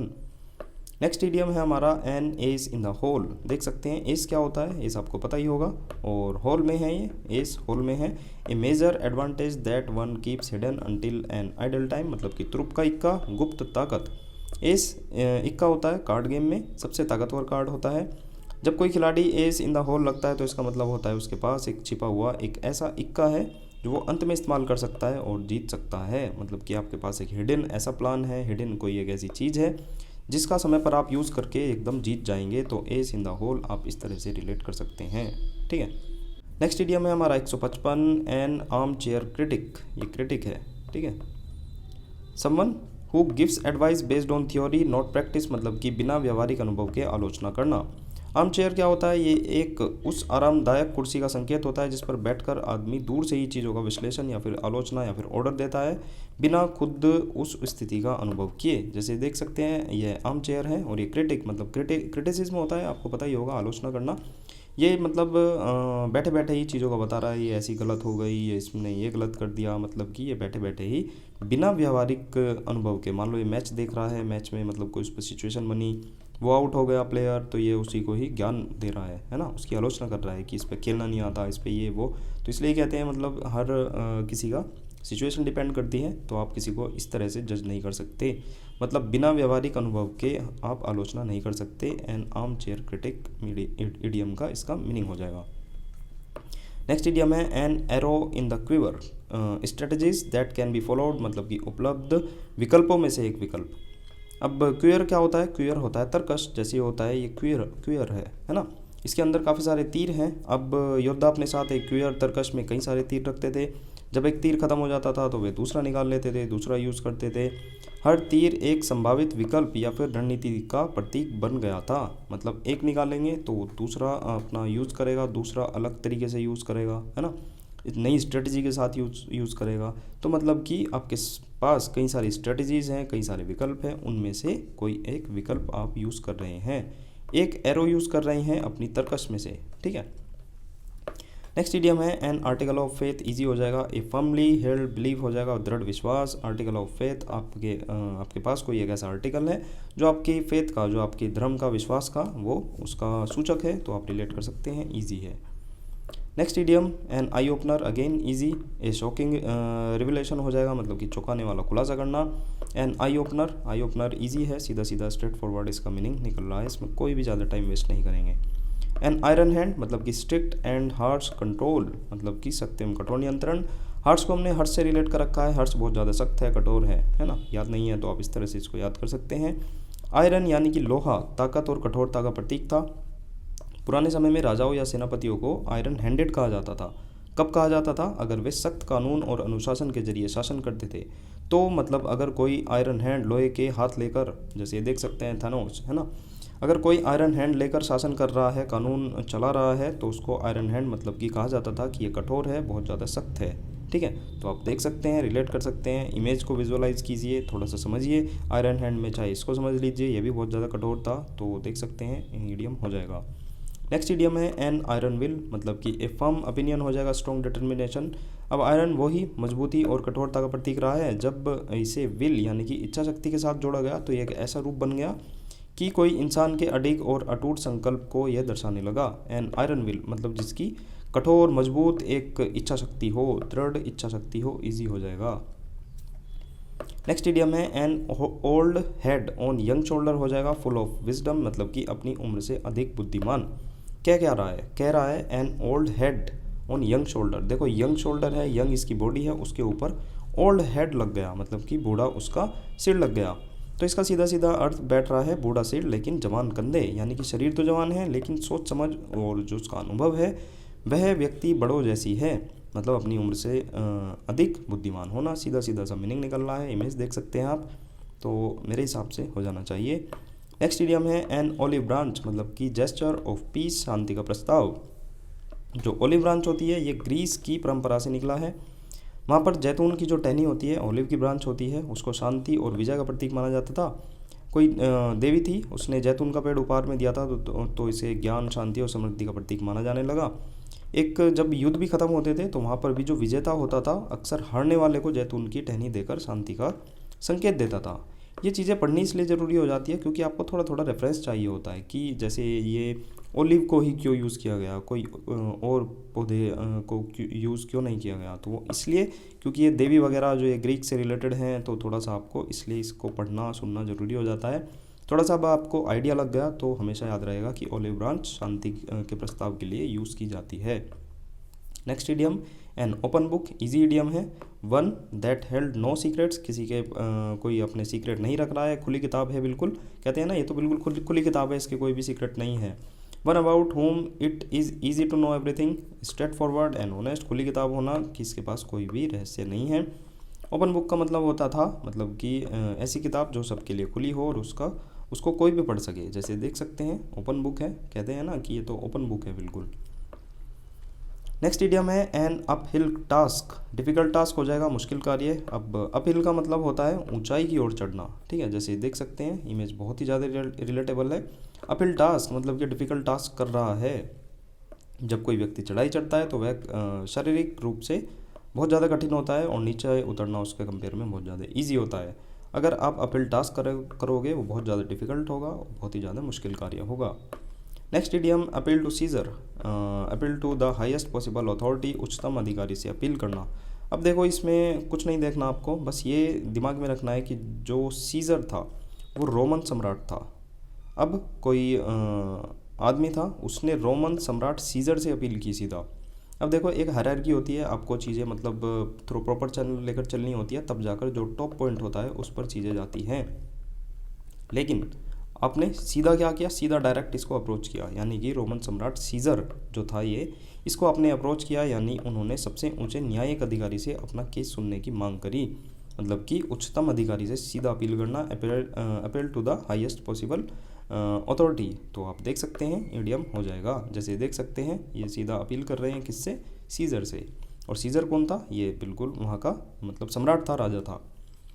एप्पल ऑफ डिस्कॉर्ड मतलब कि रीज़न फॉर करल हो जाएगा, कॉज ऑफ एनिमोसिटी हो जाएगा, और something that cause friction, bone of contention, फसाद की जड़, झगड़े का कारण। आप देख सकते हैं पहली बात तो इस पर आते हैं, यूनानिमस हमने बता रखा है, ऊना से एनी और उसकी मौसी सर्वसम्मति के साथ आ रही है, तो यूनानिमस का मीनिंग हो जाएगा सर्वसम्मति। फिर जब वो घर आ गई थी तो एनी और उसकी मौसी में अब झगड़ा हो गया था, विवाद हो गया था, तो ये हमने इस तरह से थोड़ा सा याद कर रखा है। कंटेंट होता है संतुष्टि, कौन टेंट में संतुष्टि के साथ रहता है। एक होता है कंटेंशन मतलब कि कौन टेंशन में है विवादास्पद सिचुएशन के बाद, तो इसका मीनिंग हो गया था विवाद। ये मैंने आपको बताई ट्रिक जो कि हमने तीनों सीरीज़ में कहीं ना कहीं कर रखी है। बाकी देखते हैं इसका मीनिंग कैसे आया। एक बार देवताओं का एक बहुत बड़ा आयोजन हो रहा था, उसमें सभी देवी देवता बुलाए गए थे, लेकिन एक जो देवी थी एरिस वो नहीं बुलाई गई थी, और वो थी झगड़े और मतभेद की देवी, मतलब कि झगड़े की देवी थी वो। सभी बुलाए गए थे लेकिन सिवाय इनके। बुरा मान गई, उसने बदला लेने के लिए उसने एक सोने का सेब, एक गोल्डन एप्पल सभा में फेंक दिया था। सेब पर लिखा था फॉर द फेयरेस्ट वन, जो सबसे सुंदर है उसके लिए सेब है। अब जो तीन देवियाँ थी, हेरा एथेना छोड़ो इनको, तो तीन देवियाँ थी वे लड़ गई आपस में कि मैं सबसे सुंदर हूँ, ये तो मेरा है, मेरे लिए आया है। उस सेब को पाने के लिए आपस में झगड़ने लगी और परिणाम यह हुआ कि ट्रोजन का युद्ध हुआ, है ना। सुना हुआ मैंने भी है ये ट्रोजन वर्ड, है ना। ट्रोजन का युद्ध हुआ था, तो वो युद्ध हो गया था, किसकी वजह से हुआ था? गोल्डन एप्पल के लिए, क्योंकि उस पर लिखा था कि ये सबसे सुंदर के लिए हैं। तीनों देवियाँ आपस में लड़ गई थी, तो कुल मिलाकर युद्ध हो गया था। तो एप्पल ऑफ डिस्कॉर्ड ये वही है, वही गोल्डन एप्पल है, गोल्डन एप्पल है ये वही, है ना, जिसकी वजह से ट्रोजन का युद्ध हो गया था, वो लड़ाई हो गई थी। तो आसानी से आप इसको रिलेट कर सकते हैं। तो ये गोल्डन एप्पल ही है, तो तभी से इसका मीनिंग हो गया मतलब कि झगड़े का कारण बनना, apple of discord. Next idiom है apple of one's eyes, meaning हो जाएगा आंखों का तारा, बहुत प्यारा हो जाएगा। और पुराने समय में लोगों को लगता था कि जो आंख की पुतली है, प्यूपिल है, वो एक गोल चीज़, एक ठोस गोल चीज़ की होती है, जैसे कि सेब, है ना। चूँकि आँख की पुतली को देखने और किसी भी खतरे से बचाने के लिए इंसान स्वाभाविक रूप से उसकी रक्षा करता है, इसलिए प्यारे और कीमती व्यक्ति वस्तुओं के लिए यह एक मेटाफर बन गया कि एप्पल ऑफ वंस आइज़। अब देखो, आइज़ में उन्हें एप्पल दिखा, है ना। तो जैसे हम पुतली को, आंखों को बचाते हैं, उसकी बहुत ज़्यादा केयर करते हैं, ऐसे ही उन्होंने जो पुतली है उसको एप्पल समझा, तो एप्पल ऑफ वंस आइज़, तो हम उसकी बहुत ज़्यादा केयर करेंगे, वो आपकी आंखों का प्यारा होगा, है ना। इजी है, इजी ही समझूंगा, इसमें कोई भी इशू नहीं होना चाहिए आपको। एप्पल कार्ट मतलब कि स्पॉइल केयरफुल प्लान, मतलब कि काम बिगड़ जाना। पुराने समय में जो सेब हैं वो बाज़ारों में ले जाने के लिए लकड़ियों की गाड़ियों का यूज़ करते थे, एप्पल कार्ट्स का यूज़ करते थे। अगर कोई गाड़ी पलट जाती थी तो सारे सेब बिगड़ जाते थे, यानी कि पूरा काम खराब हो जाता था। तभी से चला रहा है, मतलब किसी चीज़ को उलट पलट देना, यानी कि मेहनत या योजना को बिगाड़ देना, ठीक है। तो मेरे हिसाब से हो जाना चाहिए। फोटो भी अच्छा है, मतलब कि एप्पल कार्ट आपने बिगाड़ दिया, ख़राब कर दिया, तो मतलब कि स्पॉइल कर दिया आपने अपना काम। नेक्स्ट इडियम है एप्पल्स एंड ऑरेंज, ये हो जाएगा टू अनलाइक थिंग्स और पीपल, अनइक्वल कंपैरिजन हो जाएगा, दो अलग अलग चीज़ें। सीधी सी बात है, एप्पल अलग होता है, ऑरेंज अलग होता है, तो मतलब हो जाएगा दो अनइक्वल कंपैरिजन हो जाएंगे, दो अलग अलग चीज़ें, इसका मीनिंग हो जाएगा, इजी है। नेक्स्ट वर्ड है हमारा, सॉरी इडियम है एप्रोपास ऑफ नथिंग, मतलब कि having no relevance to any previous discussion और सिचुएशन। कुल मिलाकर आपके पास कोई भी रेफरेंस नहीं है, कोई भी संदर्भ नहीं है। अब देखो, जो ये वर्ड है अजीब सा लग रहा है थोड़ा सा, तो ये फ्रेंच है इसलिए अजीब लग रहा है। एप्रोपस एक वर्ड होता है फ्रेंच का, जिसका मतलब होता है संदर्भ में, उचित समय पर। तो थोड़ा सा आपको ये फ्रेंच वर्ड से इसको याद रखना है, मतलब कि संदर्भ या फिर रेफरेंस, इसको रिलेट करेंगे। ऑफ नथिंग जुड़ गया, मतलब कि इसमें ऑफ नथिंग जुड़कर, तो मतलब कि बिल्कुल भी बिना संदर्भ के, तो आप थोड़ा सा एप्रोपस से ही इसको रिलेट करेंगे, मतलब कि फ्रेंच वर्ड है जिसका मतलब होता है रेफरेंस या फिर संदर्भ, ठीक है। नेक्स्ट इडियम देखते हैं आर्गसाइड, केयरफुली, ऑब्जर्वेंट और अटेंटिव हो जाएगा, विजिलेंट मतलब कि तेज नज़र वाला। अब एक आर्गस नाम का एक पौराणिक पात्र होता था, एक कैरेक्टर होता था। इसमें ग्रीक मिथक थे कि इसके पास, आर्गस के पास बहुत सारे मतलब विशालकाय प्रहरी ये एक था, और इसके पास मतलब कि 100 आँखें होती थी। जायंट वॉचमैन था और इसके पास 100 आँखें होती थी, वह कभी भी पूरी तरह से सोता नहीं था। कुछ ना कुछ उसकी आंखें खुली रहती थी और बाकी जाग रही होती थी और कुछ सो रही होती थी। तो कुल मिलाकर वो हमेशा 24 घंटे 365 दिन वो अटेंटिव रहता था, विजिलेंट रहता था, मतलब कि उसकी नज़र बहुत ज़्यादा एक्टिव रहती थी। तो आप रिलेट कर सकते हैं आर्गस आइट से, आर्गस को रिलेट करेंगे कि ये एक जायंट वॉचमैन था जिसकी 100 आंखें थी, तो आप आसानी से इसको पकड़ पाएंगे। नेक्स्ट इडियम है आर्म टू द टीथ, हो जाएगा हैवली आर्म्ड और फोर्टिफाइड, मतलब कि पूरी तरह से सशस्त्र होना, ठीक है। अब यह जो है ये पायरेट से रिलेटेड है। ऐसा माना जाता था कि जो योद्धा और समुद्री लुटेरे लड़ाई में जाते समय इतने हथियार रखते थे कि उनके शरीर पर कुछ भी जगह मतलब शेष नहीं रहती थी, हर जगह यहाँ तक कि दांतों तक उसके हथियार होते थे। जैसे देख सकते हैं आप, थोड़ा सा अंदाज़ा लगा सकते हैं, आर्म टू द टीथ मतलब इसके दांतों तक हथियार ही हथियार जुड़ रहे हैं, तो पूरी तरह से वो शस्त्र से मतलब लेस है ना, मतलब वो उसके पास इतने सारे हथियार हैं कि उसके दांतों तक वो हथियार ही हथियार हैं। नेक्स्ट इडियम है अराउंड द क्लॉक, हो जाएगा डे एंड नाइट, मतलब कि दिन रात। घड़ी की सुइयाँ दिन रात के बिना रुके घूमती रहती है ना। इस प्रतीक से मुहावरा बना कि कोई चीज़ घड़ी की परिक्रमा अराउंड द क्लॉक कर रही है, यानी कि वह काम बिना रुके लगातार हो रहा है, ठीक है। अराउंड द क्लॉक, आप कोई काम है वो अराउंड द क्लॉक कर रहे हैं, मतलब कि घड़ी के साथ साथ कर रहे हैं, चारों ओर कर रहे हैं, उसके घंटों के हिसाब से मतलब चीज़ें कंटिन्यू कर रहे हैं, तो आप बिना रुके दिन रात काम कर रहे हैं, तो इजी हो जाएगा, इसमें कोई भी मेरे हिसाब से इशू नहीं होना चाहिए आपको। अराउंड द कॉर्नर मतलब कि ऑकरिंग सून, जल्दी ही होने वाला। इमेज देखिए, मतलब ये अराउंड द कॉर्नर मतलब कि ये देख रहा है। अराउंड द कॉर्नर का मतलब होता है मोड़ के पास, यानी कोई चीज़ व्यक्ति मोड़ के पास है, मतलब ठीक पास है। जैसे कोई बंदा आ गया यहाँ पर, है ना, यहाँ पर है वो, तो अराउंड द कॉर्नर है मतलब उसके मोड़ के पास है, तो एकदम वो मुड़ जाएगा, मतलब कि वो बहुत जल्दी सामने आने वाला है, घटित होने वाला है। तो उससे रिलेट करेंगे हम, आसानी से रिलेट हो जाएगा। मतलब कि कोई लड़का है, कोई भी मतलब करेक्टर है, वो कॉर्नर के पास है तो वो मुड़ने वाला है, मतलब कि वो जल्दी ही होने वाला है। ऑकरिंग सून, है ना, ऑकरिंग सून हो जाएगा, मतलब कि वो एकदम से पास ही होने वाला है, मतलब चीज़ें घटने वाली है। नेक्स्ट इडियम देखते हैं। नेक्स्ट इडियम है हमारा as a matter of fact, actually, as it happens, असल में। अब देखो जो ये as a matter of fact है ना, इसका जो मूल था, जो इसका बेसिक ओरिजिन था, वो इन पॉइंट ऑफ फैक्ट था। देखो बोलने में भी सब सेम से है, as a matter of fact, in point of fact हो जाएगा, फिर इन फैक्ट हो जाएगा। तो वहीं से ये निकला है, जिसका इस्तेमाल किसी बात की सच्चाई या पुष्टि करने के लिए किया जाता था। As a matter of fact, in fact, इसमें रिलेट कर लेंगे, आराम से रिलेट हो जाएगा। As a matter of fact यानी कि इन फैक्ट मतलब कि वास्तव में, मतलब कि असल में, तो इजी हो जाएगा। As a matter of fact मतलब कि इन फैक्ट। नेक्स्ट इडियम है हमारा as bald as a cue ball, मतलब कि बाल्ड का मतलब होता है गंजा। गंजा किसकी तरह गंजा है? क्यू बॉल की तरह, मतलब कि कम्प्लीटली बाल्ड, पूरी तरह से गंजा होना। क्यू बॉल जो है बिलियर्ड्स में जो पूल्स हम पूल खेलते हैं ना, है ना, उस पर जैसे ये उसकी पूल की, बिलियर्ड्स की ये जो बॉल है उसमें इस्तेमाल होती है सफ़ेद और पूरी तरह से चिकनी गेंद, उसको क्यू बॉल बोलते हैं। इस गेंद की सतह एकदम चमकदार होती है, बाल नहीं होते उस पर बिल्कुल भी। तो यही इसी की तुलना गंजे सिर से की गई है, मतलब कि as bald as cue ball, मतलब कि पूरी तरह से गंजा, कम्प्लीटली बाल्ड। तो इसका मीनिंग हो जाएगा as bald as cue ball, मतलब कि पूरी तरह से कोई गंजा है। यहाँ पर भी देख सकते हैं आप, तो इडियम आपके याद हो जाएगा। इडियम है हमारा as clear as a bell, यानी कि रेडली अंडरस्टूड हो जाएगा, बहुत ही स्पष्ट। पुराने समय में इलेक्ट्रॉनिक उपकरण उपलब्ध नहीं होते थे, तो दूर दूर तक संकेत देने के लिए घंटी, बेल का यूज़ किया जाता था। घंटी की आवाज़ तेज़ और स्पष्ट होती थी, जो भीड़ भाड़ या फिर शोरगुल में भी साफ सुनाई देती थी। इसी से कहावत बनी कि as clear as a bell, यानी कि घंटी के जितनी तरह स्पष्ट होना, मतलब बहुत ही स्पष्ट आवाज़ आना। वैसे आवाज़ की सेंस में था बेल में, तो है ना, क्योंकि बेल की आवाज़ बिल्कुल स्पष्ट आती थी, लेकिन यहाँ पर हम बहुत ही स्पष्ट को रिलेट करेंगे कि इतना स्पष्ट कि जितना बेल की आवाज़ होती है। इस तरह से थोड़ा सा आप रिलेट कर सकते हैं। एज क्लियर एज मड, मतलब कि इम्पॉसिबल टू अंडरस्टैंड, समझना असंभव हो, उसका अपोजिट हो जाएगा बिल्कुल। अब जब हम नॉर्मली एज क्लियर एज के बाद एक पॉजिटिव चीज़ रखते हैं, मतलब कि बाद कोई साफ चीज़ आती है, जैसे कि एज क्लियर एज क्रिस्टल हो जाएगा, मतलब कि बिल्कुल साफ। एज क्लियर एज के बाद पॉजिटिव चीज़ यूज़ होती है। लेकिन जब कोई कहता है as clear as mud, mud क्या होता है? कीचड़, या फिर बहुत बेकार हो जाएगा, मतलब कि कीचड़ जितना साफ।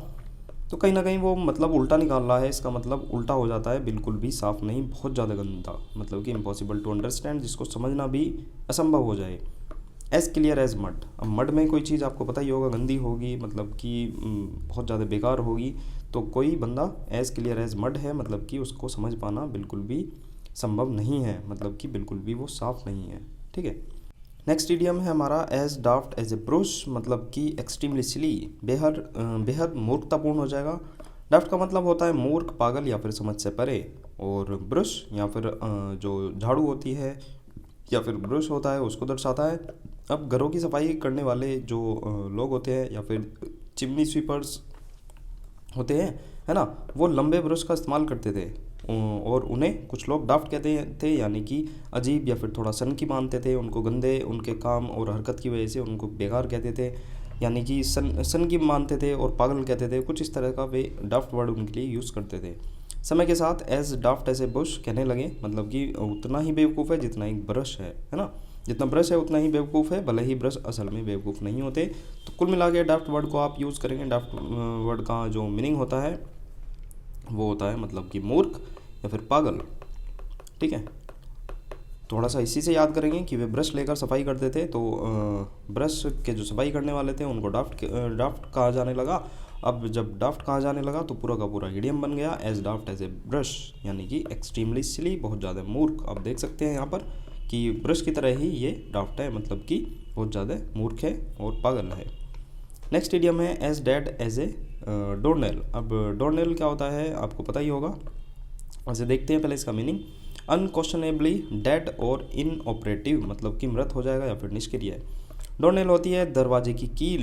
लकड़ी के दरवाज़ों को मजबूती से बंद करने के लिए पहले समय में देखो, जैसे पहले कील ठोकी और उसको फिर मोड़ देते थे।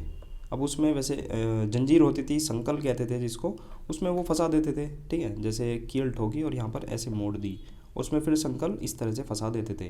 जैसे देख सकते हैं ये मुड़ी हुई कील है, ये भी मुड़ी हुई है, ये भी मुड़ी हुई है।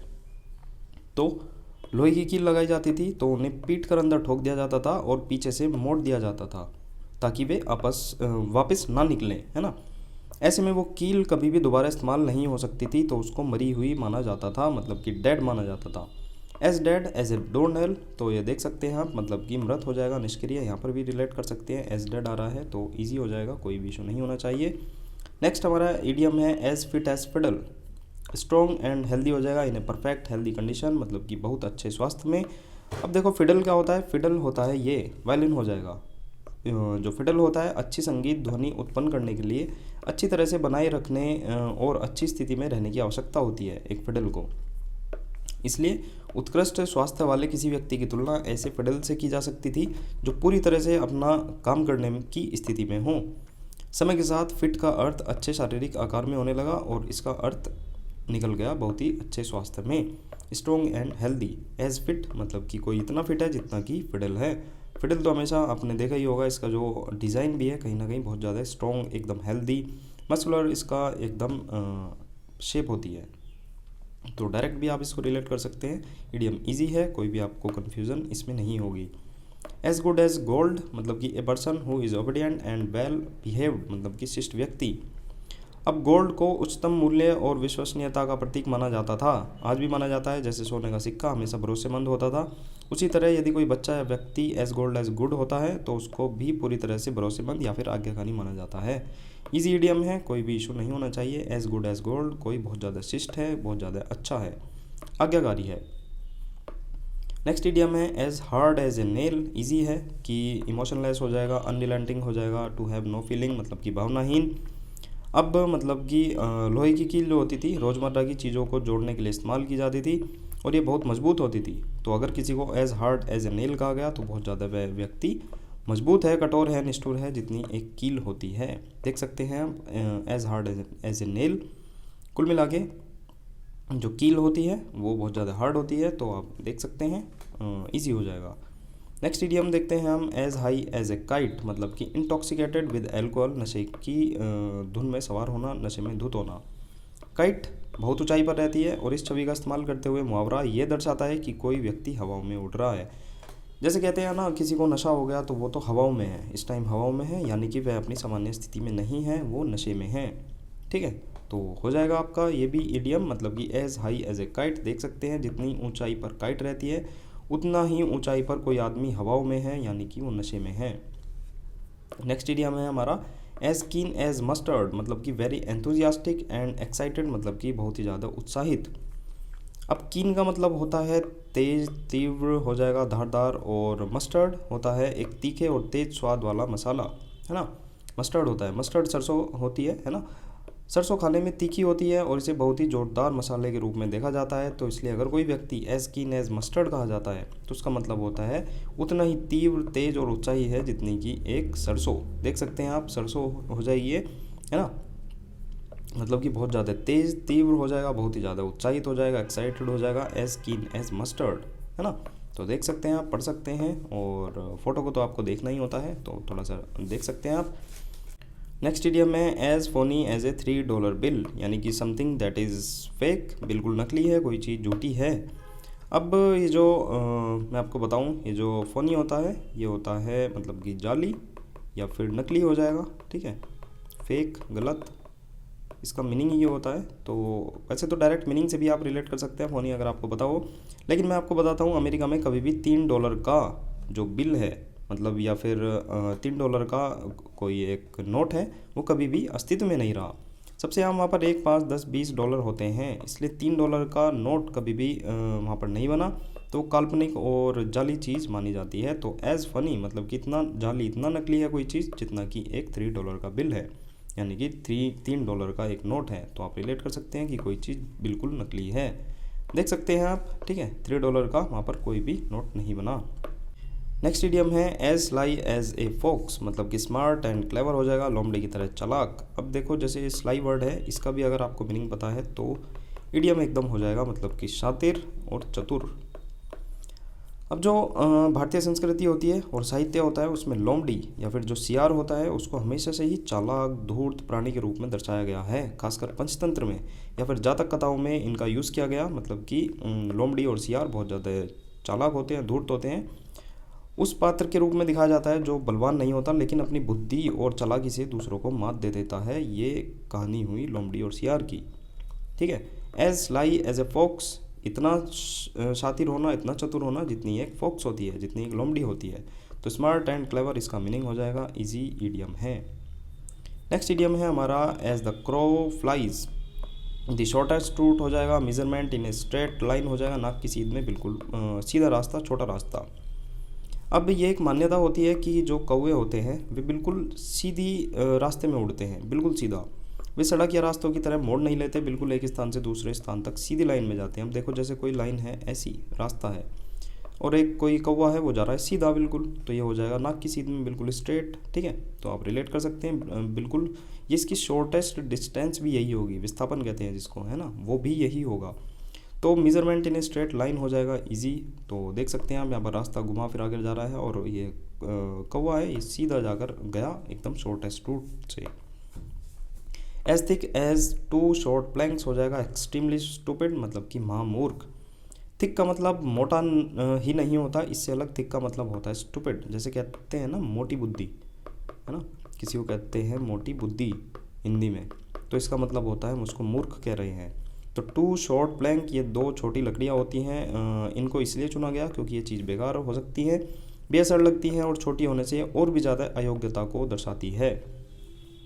इस मुहावरे की शुरुआत ब्रिटेन में हुई, इसको छोड़िए, लेकिन कुल मिला के आपको दिमाग में रखना है कि जो एथिक है मोटी बुद्धि मूर्ख से रिलेटेड है, और टू शॉर्ट प्लैंक तो बेकार की चीज़ होती है, मतलब कि लकड़ी के जो मतलब तख्ते होते हैं, छोटी लकड़ियाँ के जो प्लैंक होते हैं वे मतलब किसी के भी यूज़ के नहीं होते, कुछ कुल मिलाकर शॉर्ट भी हैं, शॉर्ट भी हो जाएंगे तो वे और भी ज़्यादा काम के नहीं होंगे। तो इतना मूर्ख होना जितने कि शॉर्ट प्लैंक होते हैं वे किसी काम के नहीं होते, एक्सट्रीमली स्टूपिड इसका मीनिंग हो जाएगा। Next idiom ask for trouble, easy है, act in a way that is likely to incur problem और डिफिकल्टीज, आ बैल मुझे मार। ये यही काम कर रहा है, आ बैल मुझे मार, इसको उठा रहा है सोते हुए शेर को, तो ये कहीं ना कहीं आस्क फॉर ट्रबल कर रहा है। डू नॉट डिस्टर्ब का यहाँ पर साइन भी लगा है, लेकिन ये फिर भी लगा हुआ है। जब कोई व्यक्ति ऐसा काम करता है जिससे साफ जाहिर हो कि उसे परेशानी हो सकती है फिर भी उसे करता है, तो वो मुसीबत की मांग कर रहा है, आस्किंग फॉर ट्रबल कर रहा है। ईजी इडियम हो जाएगा, कोई भी इशू नहीं होगा। नेक्स्ट है asleep at the wheel, not attentive to one's duty, काम के प्रति चौकस नहीं रहना। अब देखो व्हील यहाँ पर जो है वो कहीं ना कहीं जो हमारे व्हीकल होते हैं उनसे रिलेट करेगा। पहिए पर सोते हुए इसका मीनिंग होता है, मूल रूप से इसका प्रयोग सचमुच गाड़ी चलाते समय जो सो जाता है ऐसे ड्राइवर का वर्णन करने के लिए किया जाता था, लेकिन बाद में इसका अर्थ ऐसे व्यक्ति के लिए हो गया जो अपने काम पर ध्यान नहीं दे रहा है। इमेज देखिए, ये व्हील पर है, मतलब कि ये व्हीकल पर है और ये सो गया, तो कहीं ना कहीं जो इसकी ड्यूटी है ड्राइविंग करना उसमें ये मतलब उसको अच्छे से नहीं कर रहा है, एक्सीडेंट होगा, मतलब ये स्लीप एट द व्हील, मतलब काम के प्रति ये चौकस नहीं रहा। नेक्स्ट इडियम है हमारा एज्यूम एयर्स, प्रिटेंड सुपीरियरिटी हो जाएगा, मतलब कि श्रेष्ठता का बखान करना। एयर शब्द से जुड़ी है इसकी उत्पत्ति, इसका मूल मीनिंग होता है हवा, लेकिन समय के साथ इसका अर्थ विकसित हुआ और इसका उपयोग हाव भाव ढंग या फिर दिखावटी व्यवहार के लिए होने लगा। जैसे कुछ कुछ वही है ना कि हवाओं में उड़ रहा है ना, जैसे अभी हमने इडियम भी किया था, एयर्स मतलब हवा में है वो चीज़, घमंड में है, हवाओं में है। तो इसमें जब एज्यूम को एयर्स के साथ जोड़ा तो इसमें इसका जो शाब्दिक अर्थ बना वो हो गया था दिखावटी हाव भाव या फिर ढंग अपनाना।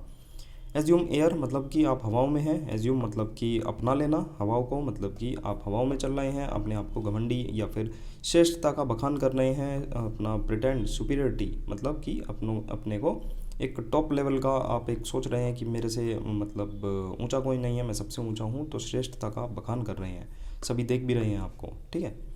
नेक्स्ट इडियम है हमारा एट ए क्रॉस रोड्स, तो ये भी इजी हो जाएगा, a point in life where his decision will have long term consequences, मतलब कि कोई एक आप ऐसी जगह जाकर खड़े हो गए हैं कि जो आपका डिसीजन है वो इफेक्ट करेगा आपके फ्यूचर के लॉन्ग टर्म के परिणामों को। दोराहे पर, यहाँ पर दोराया ना होकर चौराया होना चाहिए था, महत्वपूर्ण संधि या फिर निर्णय का समय। अब देख सकते हैं चौराहे पर खड़ी है, ये इसको अब डिसीजन लेना है कि ये किस ओर जाएगी, और जिस ओर जाएगी उसी ओर इसको लॉन्ग टर्म में चलना पड़ेगा। जब लोग यात्रा करते वक्त चौराहे क्रॉस रोड पर पहुंचकर तय करते हैं कि अब किस दिशा में जाना है, यानी कि कोई जीवन में किसी कठिन या फिर निर्णायक स्थिति में होता है तो अपना रास्ता चुनना उसके लिए ज़रूरी हो जाता है और फिर उसी रास्ते पर चलना होता है। जैसे यहाँ गया तो इसी रास्ते पर इसको लॉन्ग टर्म में जाना पड़ेगा, मतलब कि आप ऐसी स्थिति में हैं जहाँ पर आपको कोई एक डिसीजन लेना है और वो डिसीजन आपका लॉन्ग टर्म तक इफेक्ट करेगा। एट लॉस मतलब कि अनेबल टू डिसाइड, निर्णय लेने में असमर्थ होना। लॉस का अर्थ होता है हानि या फिर नुकसान, खासकर वित्तीय संबंध में, है ना। जब कोई व्यापारी एट ए लॉस होता था तो इसका मतलब होता है कि वह नुकसान में चल रहा है, उसको कोई लाभ नहीं हो रहा है। धीरे धीरे ये मानसिक स्थिति को रिप्रेजेंट करने लगा और मीनिंग हो गया जब व्यक्ति घबराया हुआ हो, मतलब कि उसको कुछ समझ ना आ रहा हो, उसको डिसीजन मेकिंग उसकी ख़त्म हो चुकी हो, निर्णय ना ले पा रहा हो बिल्कुल भी, मतलब उसको चीज़ें पजल्ड हो गई हों, समझ में ना आ रहा हो। अनेबल टू डिसाइड इसका मीनिंग हो जाएगा एट ए लॉस। वैसे ये फाइनेंशियल मैटर में यूज़ होता है, लेकिन इसका मेंटली रूप में भी इसका यूज़ होने लगा, मतलब कि अनेबल टू डिसाइड हो जाएगा। नेक्स्ट इडियम है एट ए स्नेल्स पेस, हो जाएगा do something very slowly. Snail आपको पता होगा घोगा। अब घोगा देख सकते हैं आप, बहुत धीरे धीरे चलता है, आपने अगर रियली में देखा हो तो वाकई में ही ये बहुत ज़्यादा धीरे चलता है, जो कि इसकी बहुत ही धीमी गति से चलता है, उसका प्रयोग किया गया है यहाँ पर स्नेल का। इसका उपयोग किस चीज़ की अत्यधिक धीमी गति को दिखाने के लिए होता है, जैसे कि ट्रैफिक, प्रोजेक्ट, इंसान की चाल। ठीक है, इजी हो जाएगा, डू समथिंग वेरी स्लोली, इसमें कोई भी इशू नहीं होगा। इमेज से भी आप इसको अच्छे से रिलेट कर सकते हैं। नेक्स्ट इडियम है हमारा at a stretch, to do something continuously, मतलब कि लगातार। स्ट्रेच का मतलब होता है कोई समय अवधि जो लंबी और लगातार हो। स्ट्रेच कोई एक समय की अवधि होता है जो एक लंबी चल रही हो, लगातार चल रही हो। तो एट ए स्ट्रेच का मतलब बना एक खिंचाव में, यानी कि बिना रुके और बिना टूटे। स्ट्रेच आप रिलेट कर सकते हैं, मतलब कि एक टाइम ड्यूरेशन हो जाएगा, एक पॉइंट हो जाएगा, मतलब कि एक ड्यूरेशन हो जाएगी जो जिसमें आप चीज़ों को लगातार करते हैं, एक स्ट्रेच हो जाएगा, है ना। एक पार्ट भी कह सकते हैं, खंड भी कह सकते हैं, मतलब उसमें आप डायरेक्ट लगातार आप किसी काम को कर रहे हैं। खिंचाव में यानी कि बिना रुके और बिना टूटे आप काम को कर रहे हैं। देख सकते हैं आप, ये लगातार काम को कर रहा है। ठीक है, तो एट ए स्ट्रेच मतलब कि लगातार। नेक्स्ट इडियम देखते हैं। नेक्स्ट इडियम है हमारा एट एनी कॉस्ट, तो ये तो इजी हो जाएगा, मतलब कि अंडर एनी सर्कमस्टेंसेस, बिना किसी भी कीमत पर। कहते हैं ना, मैं किसी भी हर हालत में हर कीमत पर इस काम को कर दूंगा, तो मीनिंग हो जाएगा किसी भी कीमत पर, अंडर एनी सर्कमस्टेंसेस हो जाएगा। कॉस्ट का मतलब जैसे पैसे से अलग भी होता है, मतलब कि बलिदान, समय, मेहनत या फिर जोखिम। जब कोई कहता है I will do it at any cost, यानी कि उसका मतलब होता है मैं ये करूँगा चाहे इसकी कितनी भी कुछ भी कीमत मुझे चुकानी पड़े। तो जैसे देख सकते हैं ये मतलब ऊपर जाएगा, विक्ट्री को मतलब प्राप्त करेगा। एट एनी कॉस्ट किसी भी हालत में किसी भी कीमत पर यह विक्ट्री को मतलब कि प्राप्त करेगा। तो इजी हो जाएगा, इसमें कोई भी इशू नहीं होना चाहिए। नेक्स्ट इडियम है हमारा एट बैक एंड कॉल, मतलब कि एट हिज डिस्पोजल हो जाएगा। To be dominated by someone, be always ready to her service, मतलब कि इशारे पर नाचने वाला, दूसरों के संकेत पर चलने वाला। अब देखो जो ये बैक है ना, ये शब्द बेकन से आया है ना। बेकन एक वर्ड होता है, जैसे हमने भी करा रखा है इसको, बे कौन है जो इशारे से बुला रही है, मतलब कि इशारा करना। बेकन का मतलब होता है इशारा करना, जिसका मतलब होता है इशारा करना। ठीक है, कॉल का मतलब होता है आवाज़ देना या फिर बुलाना। तो at someone's beck and call का मतलब हुआ किसी के इशारे और बुलावे पर तुरंत हाजिर होना, जैसे कि नौकर या फिर सेवक मालिक के आदेश पर हर वक्त उपलब्ध रहता है। तो एट बेकन एंड कॉल को इसमें रिलेट करेंगे। बेकन यानी कि इशारे से बुलाना, और कॉल मतलब कि आवाज़ देना या फिर बुलाना, मतलब कि आप किसी के मतलब इशारे पर एकदम तुरंत आ रहे हैं, उसके संकेत पर चल रहे हैं। जैसे देख सकते हैं, है ना, ये इसके इशारे पर एकदम आ गया, इसने इशारा किया, ये एकदम आ गया, किसी के इशारे पर चलना। तो रिलेट करेंगे बेकन को इसमें। तो बेकॉन है जो इशारे से बुला रही है, ये हमने C3 का शायद वर्ड है, जगह आप देख सकते हैं। नेक्स्ट इडियम है at cross purposes, having opposing view points, और इंटेंशन हो जाएगा विपरीत दृष्टिकोण या फिर इरादे रखना। अब एक खेल होता था क्रॉस पर्पसेस, मतलब कि पार्लर गेम होता था, ये खेला जाता था। उसमें प्रश्नों और उत्तरों की पर्चियों को अलग अलग लोगों में बांटा जाता था, और उसमें फिर बेतुके संयोजन बनाए जाते थे। दो अलग अलग उद्देश्यों से सवालों का जवाब देते थे दो लोग, है ना, जिससे भ्रम और हास्य की स्थिति पैदा होती थी। एक तरह से जानबूझकर गलतफहमी उसमें यूज़ होती थी। तो क्रॉस पर्पसेस जो है ये इसको हम रिलेट करेंगे एक गेम से, जिसमें कि एक दूसरे से क्रॉस क्वेश्चन किए जाते थे। वहाँ पर विपरीत दृष्टिकोण, इरादे, मतलब कि व्यू पॉइंट वगैरह, इंटेंशन देखी जाती थी, तो वह सभी की अलग अलग होती थी। तो इस तरह से इसको यूज़ करेंगे कि क्रॉस पर्पस जो ये था, ये गेम था, और इसमें दो लोग एक दूसरे से अलग अलग या फिर विपरीत मतलब उसमें चीज़ें पूछते थे, है ना।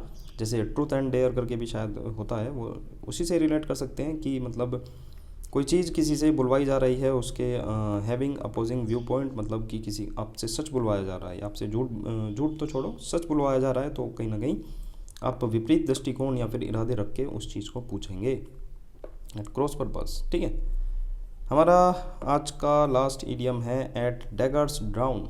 ये हो जाएगा enemies, to be bitterly hostile हो जाएगा, बीइंग एट लॉगर हेड, मतलब कि शत्रुता संघर्ष की स्थिति में। अब इसका शाब्दिक अर्थ क्या होता है, छुरी या खींच लेना। अब देखो, डैगर्स छुरी, कृपाण होता है, तलवार हो जाता है, और ड्रॉन मतलब कि पीछे खींच लेना।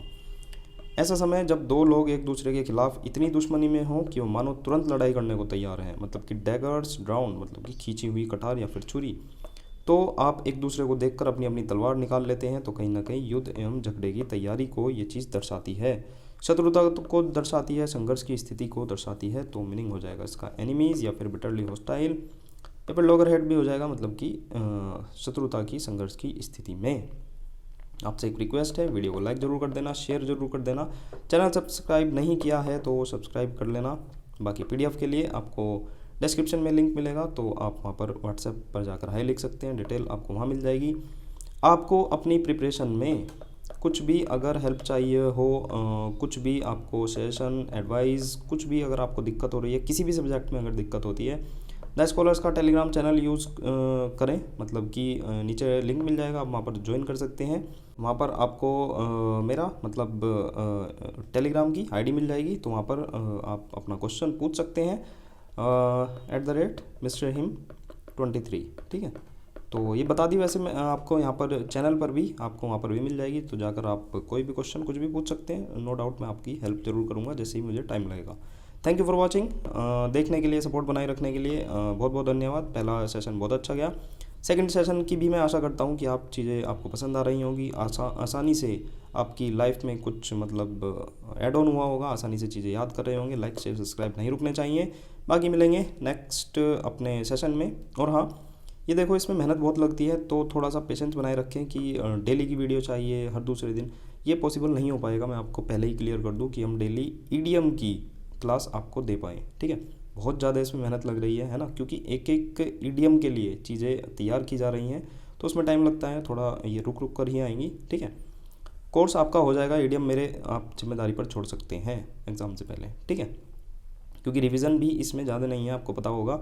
एक बार वीडियो देखिए, एक बार बस, फिर उसके बाद आपको एक बार वीडियो तो ज़रूर देखनी है, उसके बाद आप पीडीएफ को निहारिए, केवल निहारना होता है ना। सो ईडीएम आराम से आप देखकर चीज़ें एकदम क्रिस्टल क्लियर दिमाग में हमेशा के लिए छप जाएंगी, ये मेरी गारंटी है। बाकी मिलते हैं नेक्स्ट वीडियो में, नेक्स्ट नए 100 वर्ड के साथ, 100 ईडीएम के साथ। ठीक है, बाय बाय।